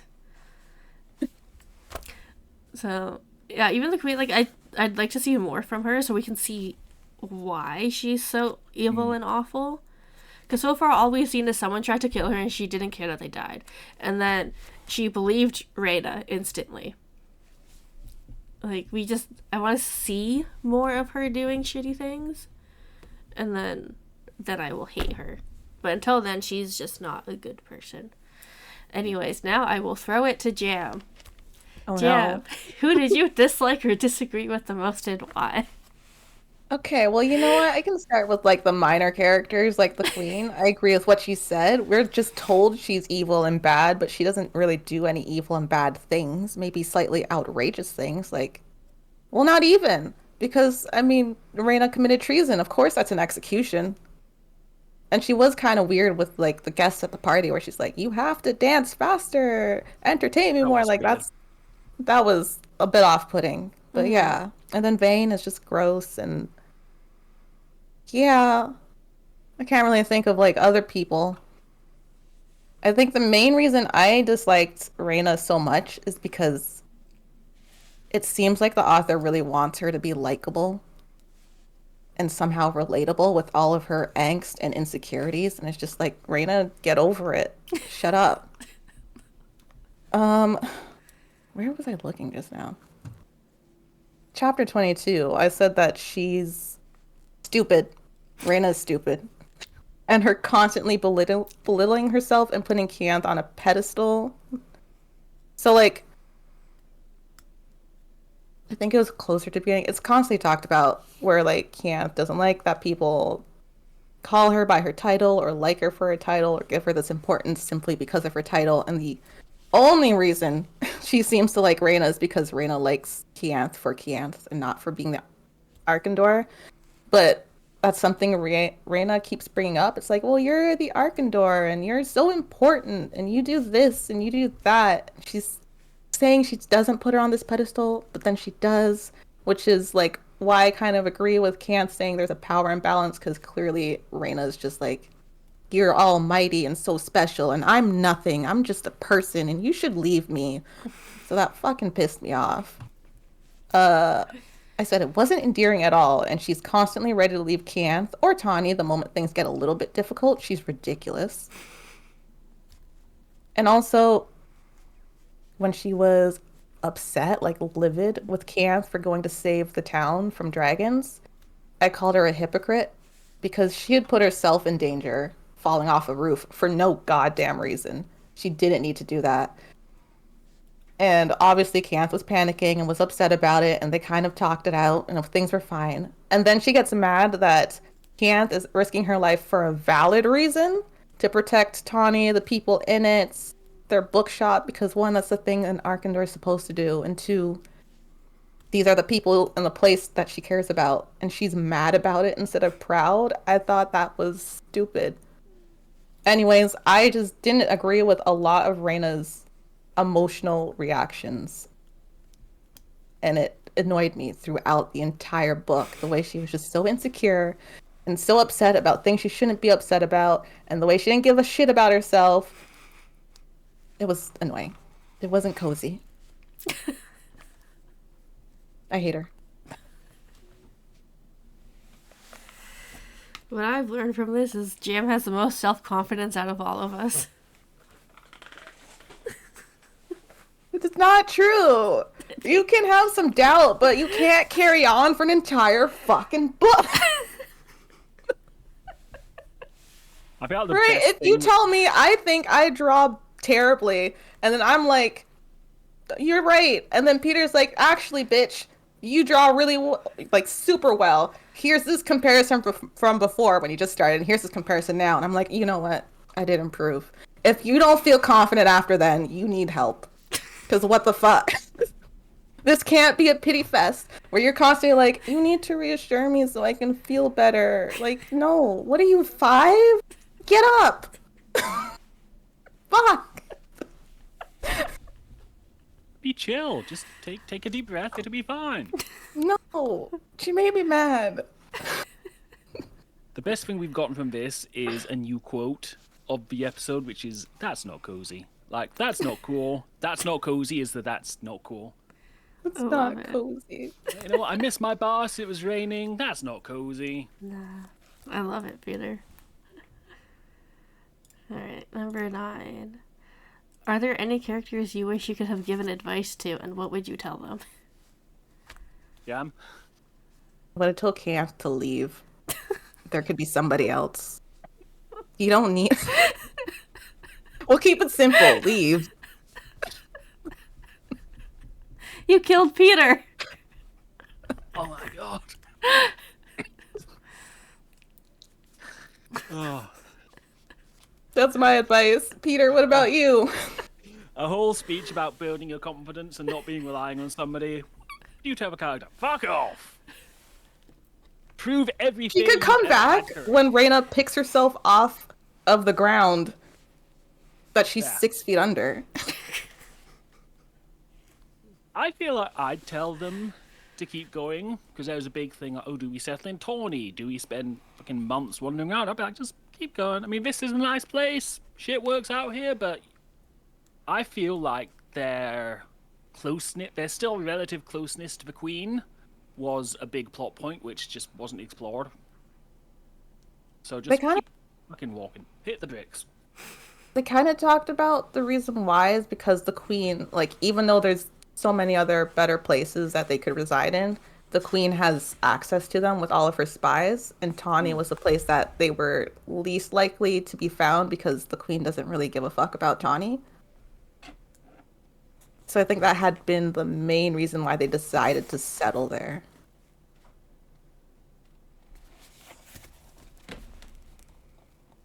But yeah, they could have kept looking. Yeah, if you look on a map, which you didn't have because you were on a phone, Tawny is all the way up here. Yeah, sorry. It's all the way up here in the queendom, right? So if the queen's, like, chilling down here, they did go, like, to the end of the kingdom. Ah, And it does border, like, the dragon country, and then, like, the magic tree is, like, over here-ish. So they went to, like, the tippy top. They tried. They could have just left. seems like a very small world. I thought it said they were bordering like the magic carry, or was that wrong with that? No, it does. No, they're supposed to be boarding Shapara territory. It's... This map Maybe I is a got little those, or confusing. combined those in my head. It's like, oh my god. It's like... Boom. It's, I don't know how to show this because my I'll let phone... you see that well. thing. So Shapara, I think, is here, and it goes like all the way up to here, which is where Tawny is up here, and then the Queendom's like Or it's a mess. Or does Queendom's there. Shapara end where Wellia is? Oh, you're right. It's hard to see because that's where the spine of the book is. So then what is that area? It's just the Magicry and Chiron and I didn't realize the what is Magicry was a that? country. I thought it was just like an institution.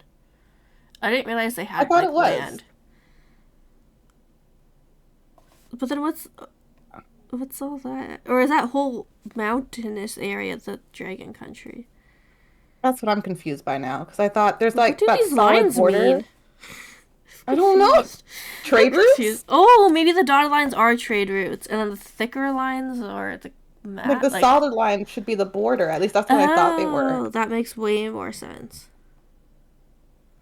Because then Shapara goes all the way up to like where Tawny is, and then you have the Yeah. Dragon Country, and then you have the Queendom like right there. Yeah. Okay, that's how I pictured it in my head, and that makes way more sense. But the dotted lines confused me for some reason. Yeah, I don't think she needed to add those dotted lines in the map for the trade routes. They're kind of No. unnecessary, if I'm being real. Especially when they're flying around. Yeah. Anyways. Peter, you're muted. I am muted. Thank you for that, Jam. I was saying I find maps, like made-up maps, so fascinating because there's a couple of times on stream when Megan's made maps for her worlds, and I'm like, that is like you're making a world which doesn't exist, but it does now, and that's just so cool to me. I love made-up maps. All right, Peter, do you have anyone you would give advice to?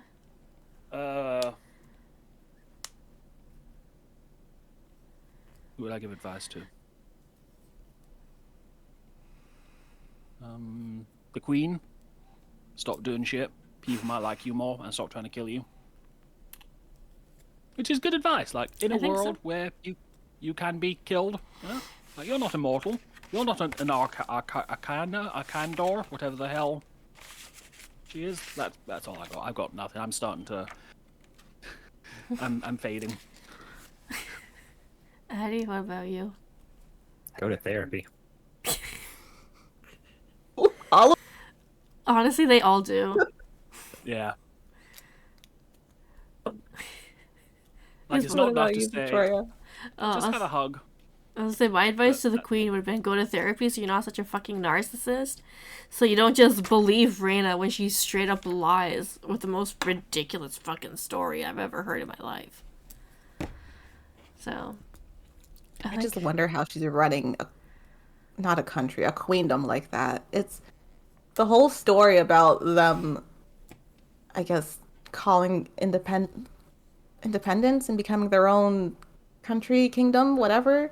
It's just odd to me, especially when you have queens that scary. Like, who's listening to these people? Why haven't you all just killed them together? Yep. But whatever. I like that all of our advice can just be summed up with go to therapy and leave. Be This is better. great advice. Alright, what do you think happens after the novel ends? Well, we know there's more story because of the epilogue that involves a pirate and a sheriff and potentially the 3 dragon eggs. I assume they find the dragon eggs. Maybe the queen calls in a favor and it's like, maybe I want the dragon eggs. And I don't know, someone kills her one day. Maybe it's Kianth. No, she can't do it. Maybe it's Reyna. Maybe it's the new pirate person we meet. I don't know. I don't think the next book is cozy, though. No. No. I wonder if they're building like an Avengers team, and that's going to be like the final book. That's who this new pirate person is. Eddie, what about you? Are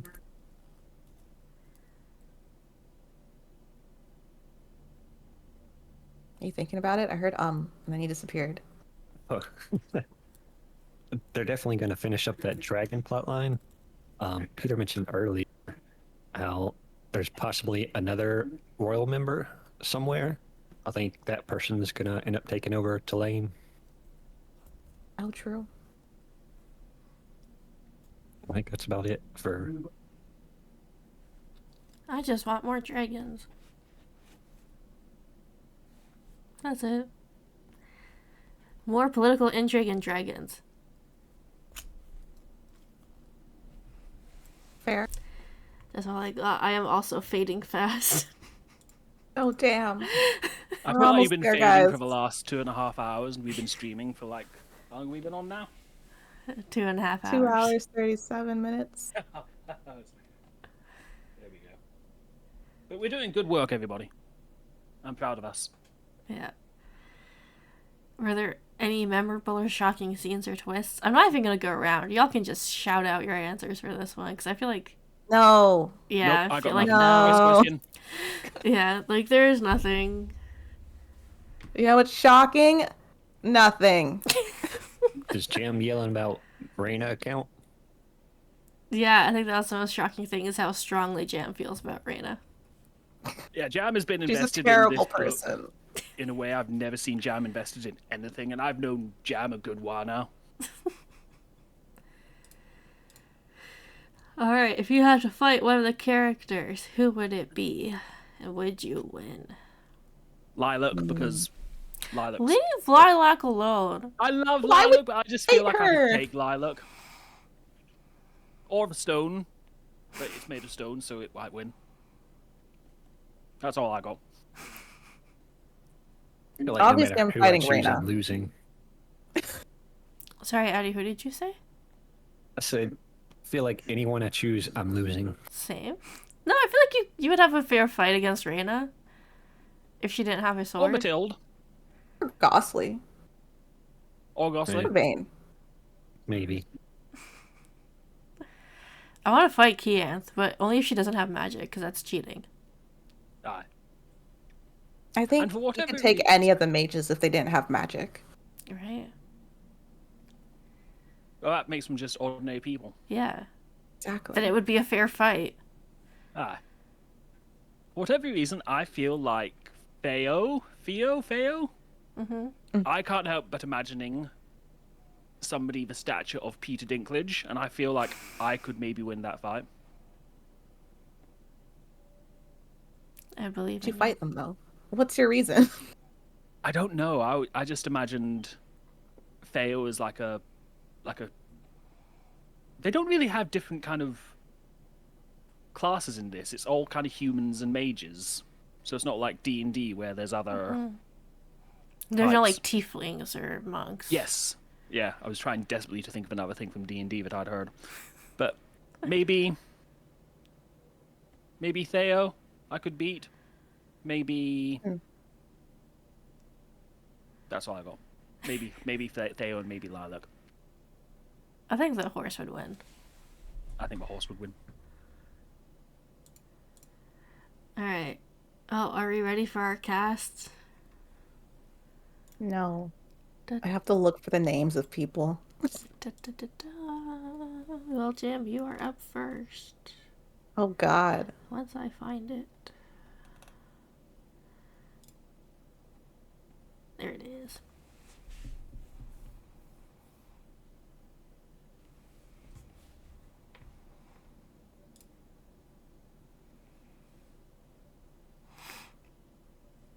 All right. Well, I remember most of their names. Okay. Alright, Reyna is up first. Okay. For Reyna, I believe I chose Elle Fanning. Yeah. Ooh, the best Fanning. Why did I choose her? I was looking at blonde actresses, and also I like her acting. I want to see her in more things, so she gets to be in my version of this movie or TV series. It would be a movie. We'd wrap that up. But yeah. Next is Kianth. Mm-hmm. I chose Haley Steinfeld. Just because I think that Kianth kind of radiates a lot of positivity, even though she does have doubts. And then, I don't know, I just feel like Haley could embody that character. I also like her acting. She has to be there. Next is Feo. Yep. I chose Allie Beardsley. Why? Feo was the hardest person for me to cast because I was trying to think of the chemistry between Fael and Wylan and the way they were flirting, but not actually flirting, but I was being told they were flirting. And so I thought about it a lot. And then I realized maybe it's a comedic thing. Maybe it's just really funny and awkward and you had to be there in person to know what was going on. So I think Allie would be perfect for that. Lord Wylan,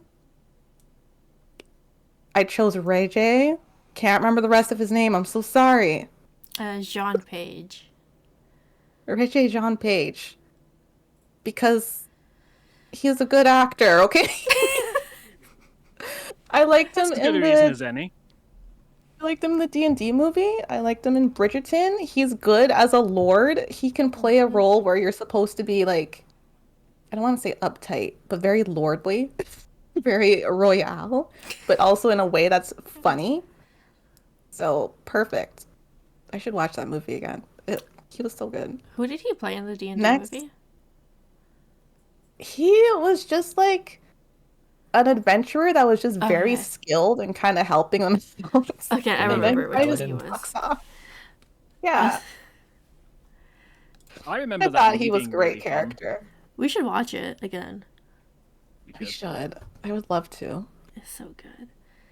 All right. Queen Tulane, I chose Angelina Jolie. It was between her and God, what's her name? Sarah Paulson, I think. But I chose American Horror Angelina. Story.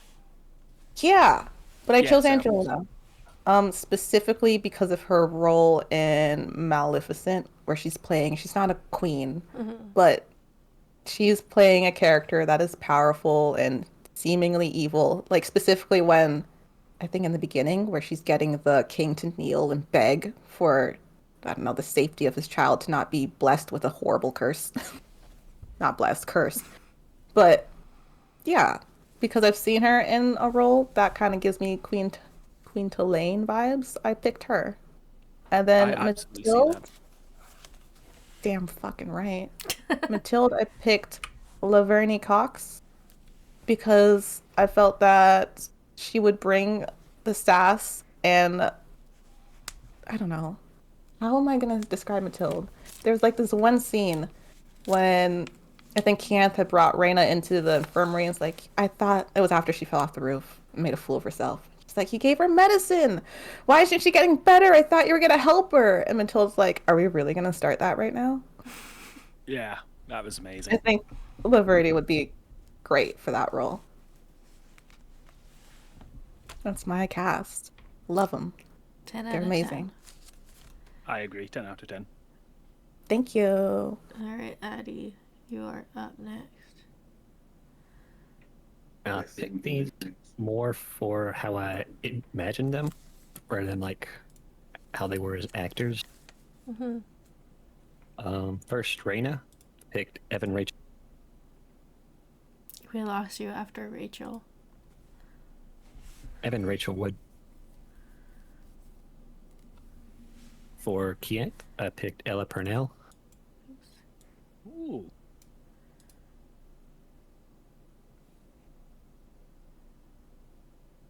For Diarn Feo, I picked Asia Kate Dillon.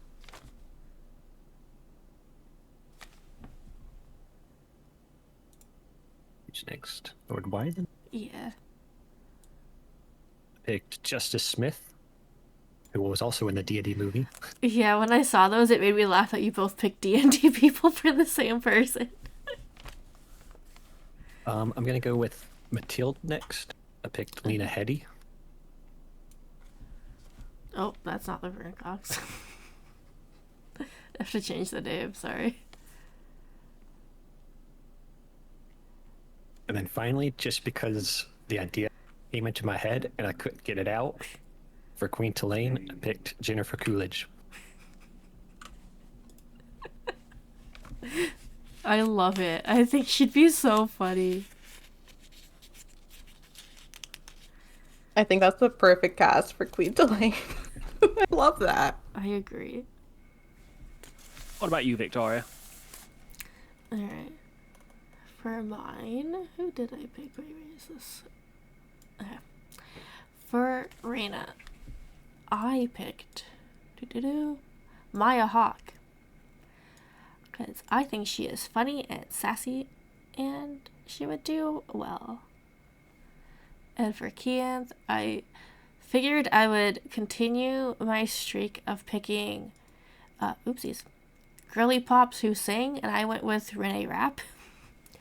Because Keanth is very flirty and silly and, like, flirty. And so I thought Renee would bring that, like, a flirty, silly energy. But then she would also be able to, like, be serious during, like, dragon attack scenes and stuff. So I think she'd be fun.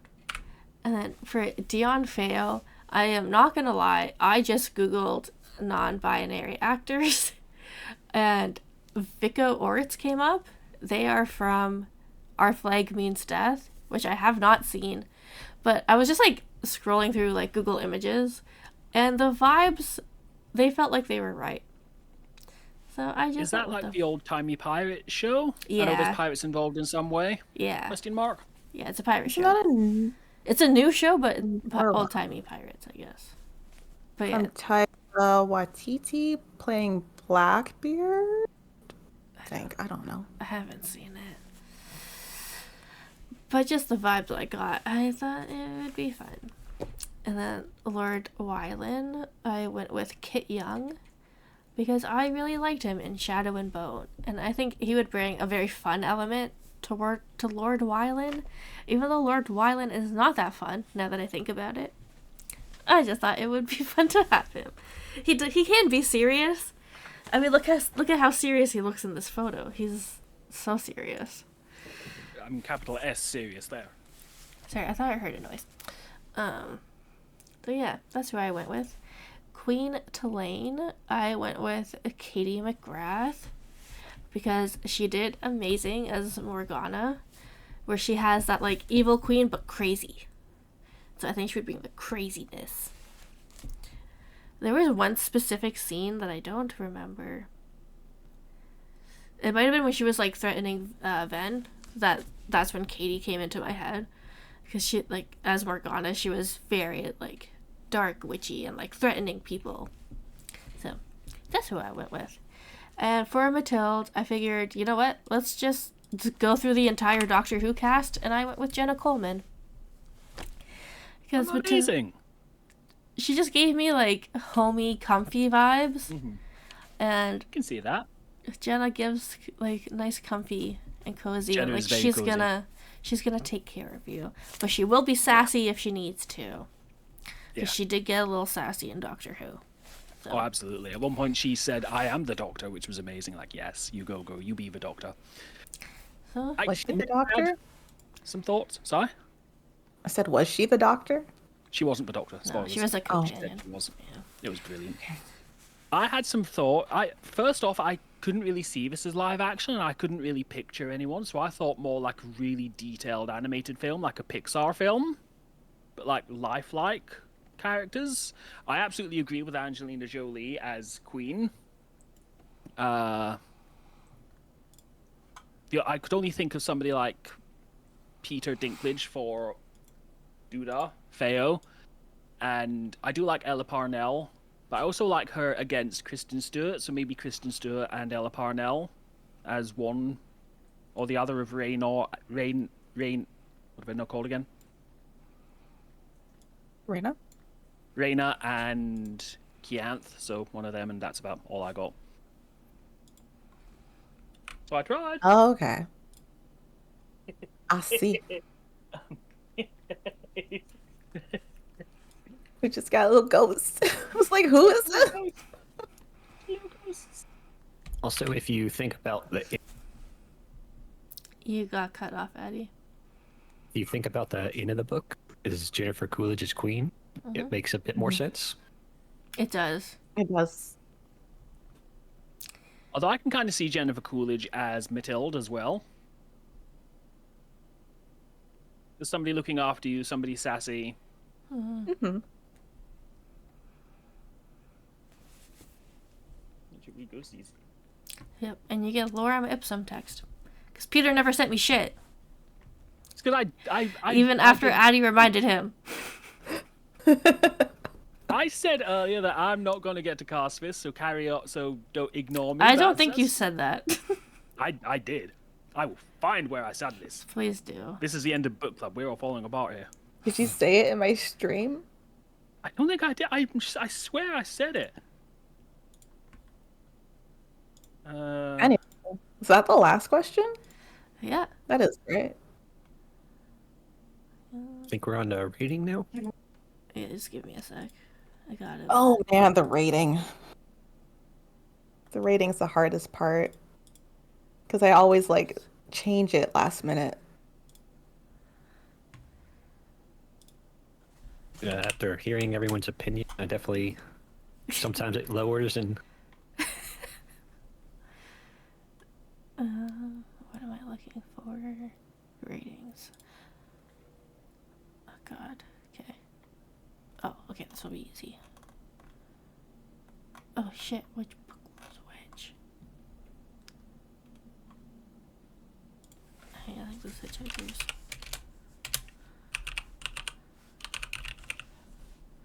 Okay. I'm ready. Oh, I have to put Addie back on here. Oh, that... Okay, I see what I did. Okay. And I'll put... I keep wanting to call this book Tea and Tales. Every time I go to write it, that's what I want to put. Okay. Oh god, I don't know how to spell. It's okay. Oh no. Okay. Alright. Who wants to go first? Addie. I'd say a 7. It's definitely like it didn't really know which version of a fantasy it needed to be. Mm-hmm. But if it stuck with one, it would definitely be improved. Sorry, was that 7 or 6? 7. Okay. I'm just asking because I'm updating the Canvas stuff as we do it. So I want to make sure I heard that right. Alright, Jam, you want to go? I'm giving it a 6. It was between that, like 6 or a 6.5, and that was before I read the ending. It was gonna be a 6.5. It's just gonna be a 6 now. I thought of lower, but I mean, I've rated books. I need to keep a list of which book is being rated where so I can compare them, but I think it's a pretty good 6. Peter? I agree with Jam. Probably about a 6.5. I feel like I will actually go back and finish this one because I'm kind of interested in what happens. So, about a 6.5. In fact, I'll say 7 just for the sake of ease. A 7. 7 until I finish it, and then we'll see what happens. Okay. We may have an amendment to make at the start of next book club, so we'll see. Alright. What about you, Victoria? I'm gonna go 7.5, I think. Wow. No. Damn. I don't know. Well, I was thinking 7.5 before I finished it, and then I just never thought about it again. But now that I'm thinking about the ending, I think I'm gonna go down to a 7. Because the ending is just too neat and too tidy, and I don't like it. And it's just, like you guys have said, like, it's just, it doesn't know what it wants to be. Yeah. I think the author just needed, like, a clearer direction of what she wanted the book to be. Like, there's a lot of, like, couples therapy, and then there's some action, and then there's, like, the cozy bookstore element of it. And I don't think that they go together super, super well. Even her writing, some of the way she would write things, it felt very almost like Tumblr fanfiction-y. And I wish I had, like, wrote an example of what I mean by that, because I feel like that's, like, a very mean thing to say and then not be like, oh, this is my example. But I don't have an example. But there was something that, like, stuck out to me when I was reading. Maybe if I find it, I'll put it in the notes. But, yeah, the writing isn't, like, super, super strong, but it's not bad.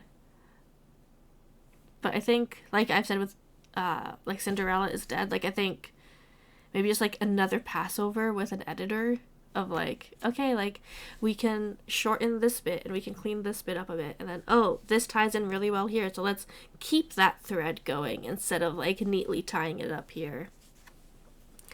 So, I think it could have been better. But I did enjoy it. Okay.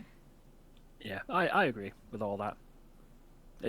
If this was a debut book, you'd think actually this is very good for a first book, but it Yeah. wasn't the first book, so It's her second. It was only the second. Yeah. So yeah, it'll be interesting to see how the other books are and if they improve or if it's like the same issues just keep cropping up. Will anyone read the other books? I was gonna say, is anyone gonna read them? I might. No. I might. Depending on how I feel about the end of this one, I will. Maybe one day, but not right Yeah. away.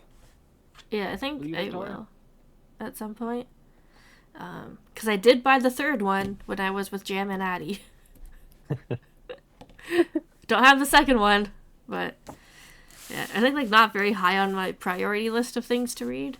But I do want to read the series. I want to finish it because I do like it Yeah. overall. It's a good book. It's a fun time. So I believe that makes this besides Dreamers Don't Lie, the highest rated book on average. I think the mystery one was Wasn't that- higher. Yeah, I think the mystery one was pretty 3 high. men and 4 women and 3 men, and a sandwich in a Yes. house doing magic. That whole No book. magic. There was no magic. That's true. Would magic have made that book better? Like, imagine Kianth comes. At the end of this, what we should do is we should take a character from every book we've read and make our own book, combining them. What? Yeah. This sounds like a lot of work I don't have the energy for. You don't Yeah, have the least energy favorite now, character but from every later. book. Oh, that's a good idea. And make them better. Are we rolling for the not rolling, spinning for the next book, or do we want to do that at another day? We are We're spinning. gonna spin. Do you guys have any final thoughts on the book before we spin? Anything? Anything you want to get off Well, your chest? are you mad that we didn't like it as much? No, Maybe. I don't care. I was very interested in like I said, I was very interested in like what you specifically were gonna think of it because I knew like Jam and Addie had heard of it. I knew Jam already owned it, so I was, and I know that like they read fantasy, especially Jam, so I wasn't like super like worried about how they would like it because they're used to the genre. But because you read mostly like nonfiction or sci-fi, I was very, very like, ooh, what's Peter gonna think? Just because it is so different. Yeah. It is very different, and I did really like it. I went into it with a more open mind than I normally would, probably because it was for book club. If I'd have just picked it up and gone through it on my own, I might have been a bit more reluctant, but I did really like it, and depending on how this one ends, I am curious to see at least more of these characters, see where they go. Well, after reading good the read, back all in of book 3, I can tell you that it still continues with Kianth and Reyna, and Amazing. they are not married. So, Yeah. yeah. Ooh, they living in sin. Jesus is gonna get angry. Yep. Not Jesus. Yeah, not Jesus. Which It's is gonna be another angry final- eyebrow stone Angry guy. eyebrow. He's gonna be pissed. A rock. In some places in the kingdom, I didn't keep notes of who said what, but there were some places that were like gods and hells, like adding like more than one. But then I believe it was Kianth was like star and stone, damn it, and whatnot. Like Yeah. that was their deities, which was interesting. Yeah, her constantly saying stone was kind of annoying. Yeah. At first, I was like, "Is this a misprint? What's going on here?" But when it became like, "Oh, stone, damn it!" Okay, now I see what we're doing here. Yeah. Alright, you guys are ready. wheel. We love the wheel. All hail the wheel. Wheel. I did wheel. test it before, and I did get 2 different wheel spin results. So hopefully it works. It's not spinning. Oh no. Why aren't you spinning? When it needs to perform, it's like, no. Or is it just Just like my exclamation BRB spin? thing. There we go. Is it spinning? Yeah, yeah. Oh, You guys have a Oh, yeah, delay. there it goes. Yeah, we're delayed. okay. I'm watching you, Addy. Victoria! Oh, sorry. It's spun again. I didn't do anything. did? Oh. Yeah. Hold on. You guys. Oh. Yeah. What if it lands on you again? That'd be so We funny. land on Victoria again. I was going to say, if it landed on me, we definitely Me? need a new wheel. Jam! If it landed on you, Addy, I was going to like tear this apart, line by line of code to see what it was doing. Oh, I see why it. What? Oh, did it respin? Because I did spin, then you did spin, so it was. Oh, sorry. Are we going with the first result then? No, we can go with you, Jam, because this was my book, so I don't think we should like repeat people. Okay. So you can go next. My chosen book, which I know nothing about. Okay, so it was it was on a book talk thing, and I thought it was interesting. It's called The 392 by Ashley Hickson Levence, published in 2019. Description: set entirely on a London bus traveling from Hoxton to Highbury. Don't know where those are yet, but I will. And taking place over just 36 minutes. The events of the 392 unfold through a cast of charismatic characters coming from very different worlds. On the 392 are all the familiar faces you might expect to see on any bus ride through inner city London in the grip of gentrification. Delinquent school kids, high flyers, the weird, the wonderful, and the homeless. These Londoners share two things: a bus journey and a threat which is ready to blow apart everything they know. It is 188 pages. It's not too long. Why'd I pick it? I think it's really interesting because I think it'd be interesting to read about a story that takes place in one setting, a bus, and over a very short period of time, 36 minutes. I don't think I've read a fast-paced book in a while, so I wanted to check this out. Sounds fun. What I think is going to be so interesting is the way it was like typical people you'd see on a London bus, and there's going to be 2 Canadians and an American reading this book.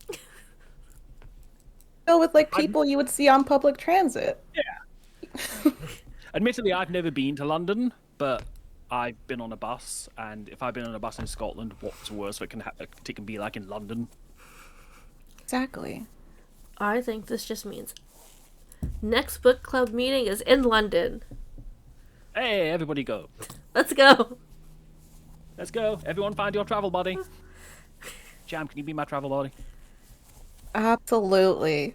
Man, I was gonna call Jam because she's the closest to me. Oh Well, no. you should've called quicker. I'll tell you what, I'll come over, I'll pick up Jam, and the way back we'll pick up Victoria, then Addy, then we'll all just drive back here. Well, drive back to London. Deal. I like It'll be it. fine, even though I can't drive. You also can't drive across the ocean, but that's neither here nor there. Besides the point. That's a problem we'll cross when we get to it. The biggest problem is that Peter can't drive. Yeah.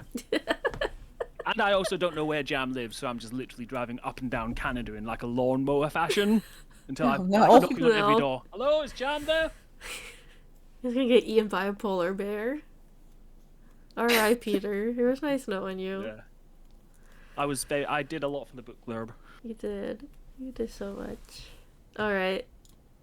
I think we're all a little sleepy. We're 3 hours in. We did It's great. the shortest one we've done in a while. Yeah. We're getting better. Well, not better. We're getting Yay. shorter. Yay. Look at us keeping it succinct. I think Jam's summary I'm totally writing in a Google Doc right now. Work on format. It's gonna be done. Okay. Alright, everyone's I believe in you, sent Jam. off. Jam, what do you want to say to the people before we go? Join our book club. Join the Discord. It's there. Read the books. And talk about them with us, because that's fun. And I want to hear your opinions. I would say watch my next stream, but I don't know when that's going to be. It's going to happen. Just keeps you on your toes. Mm-hmm. Yeah. Moving on. Peter. I want to go back to bed. Okay. That's me. Just back to bed. Alrighty. Back to snoozes. Oh, I forgot to do the shoutouts. Addy, you want to go next? Yeah, follow us on socials. We're on was it Blue Sky and Instagram primarily. Yeah. Hopefully Are we we on post. Threads as well? Ew. No, I don't No. understand Better not be. Threads.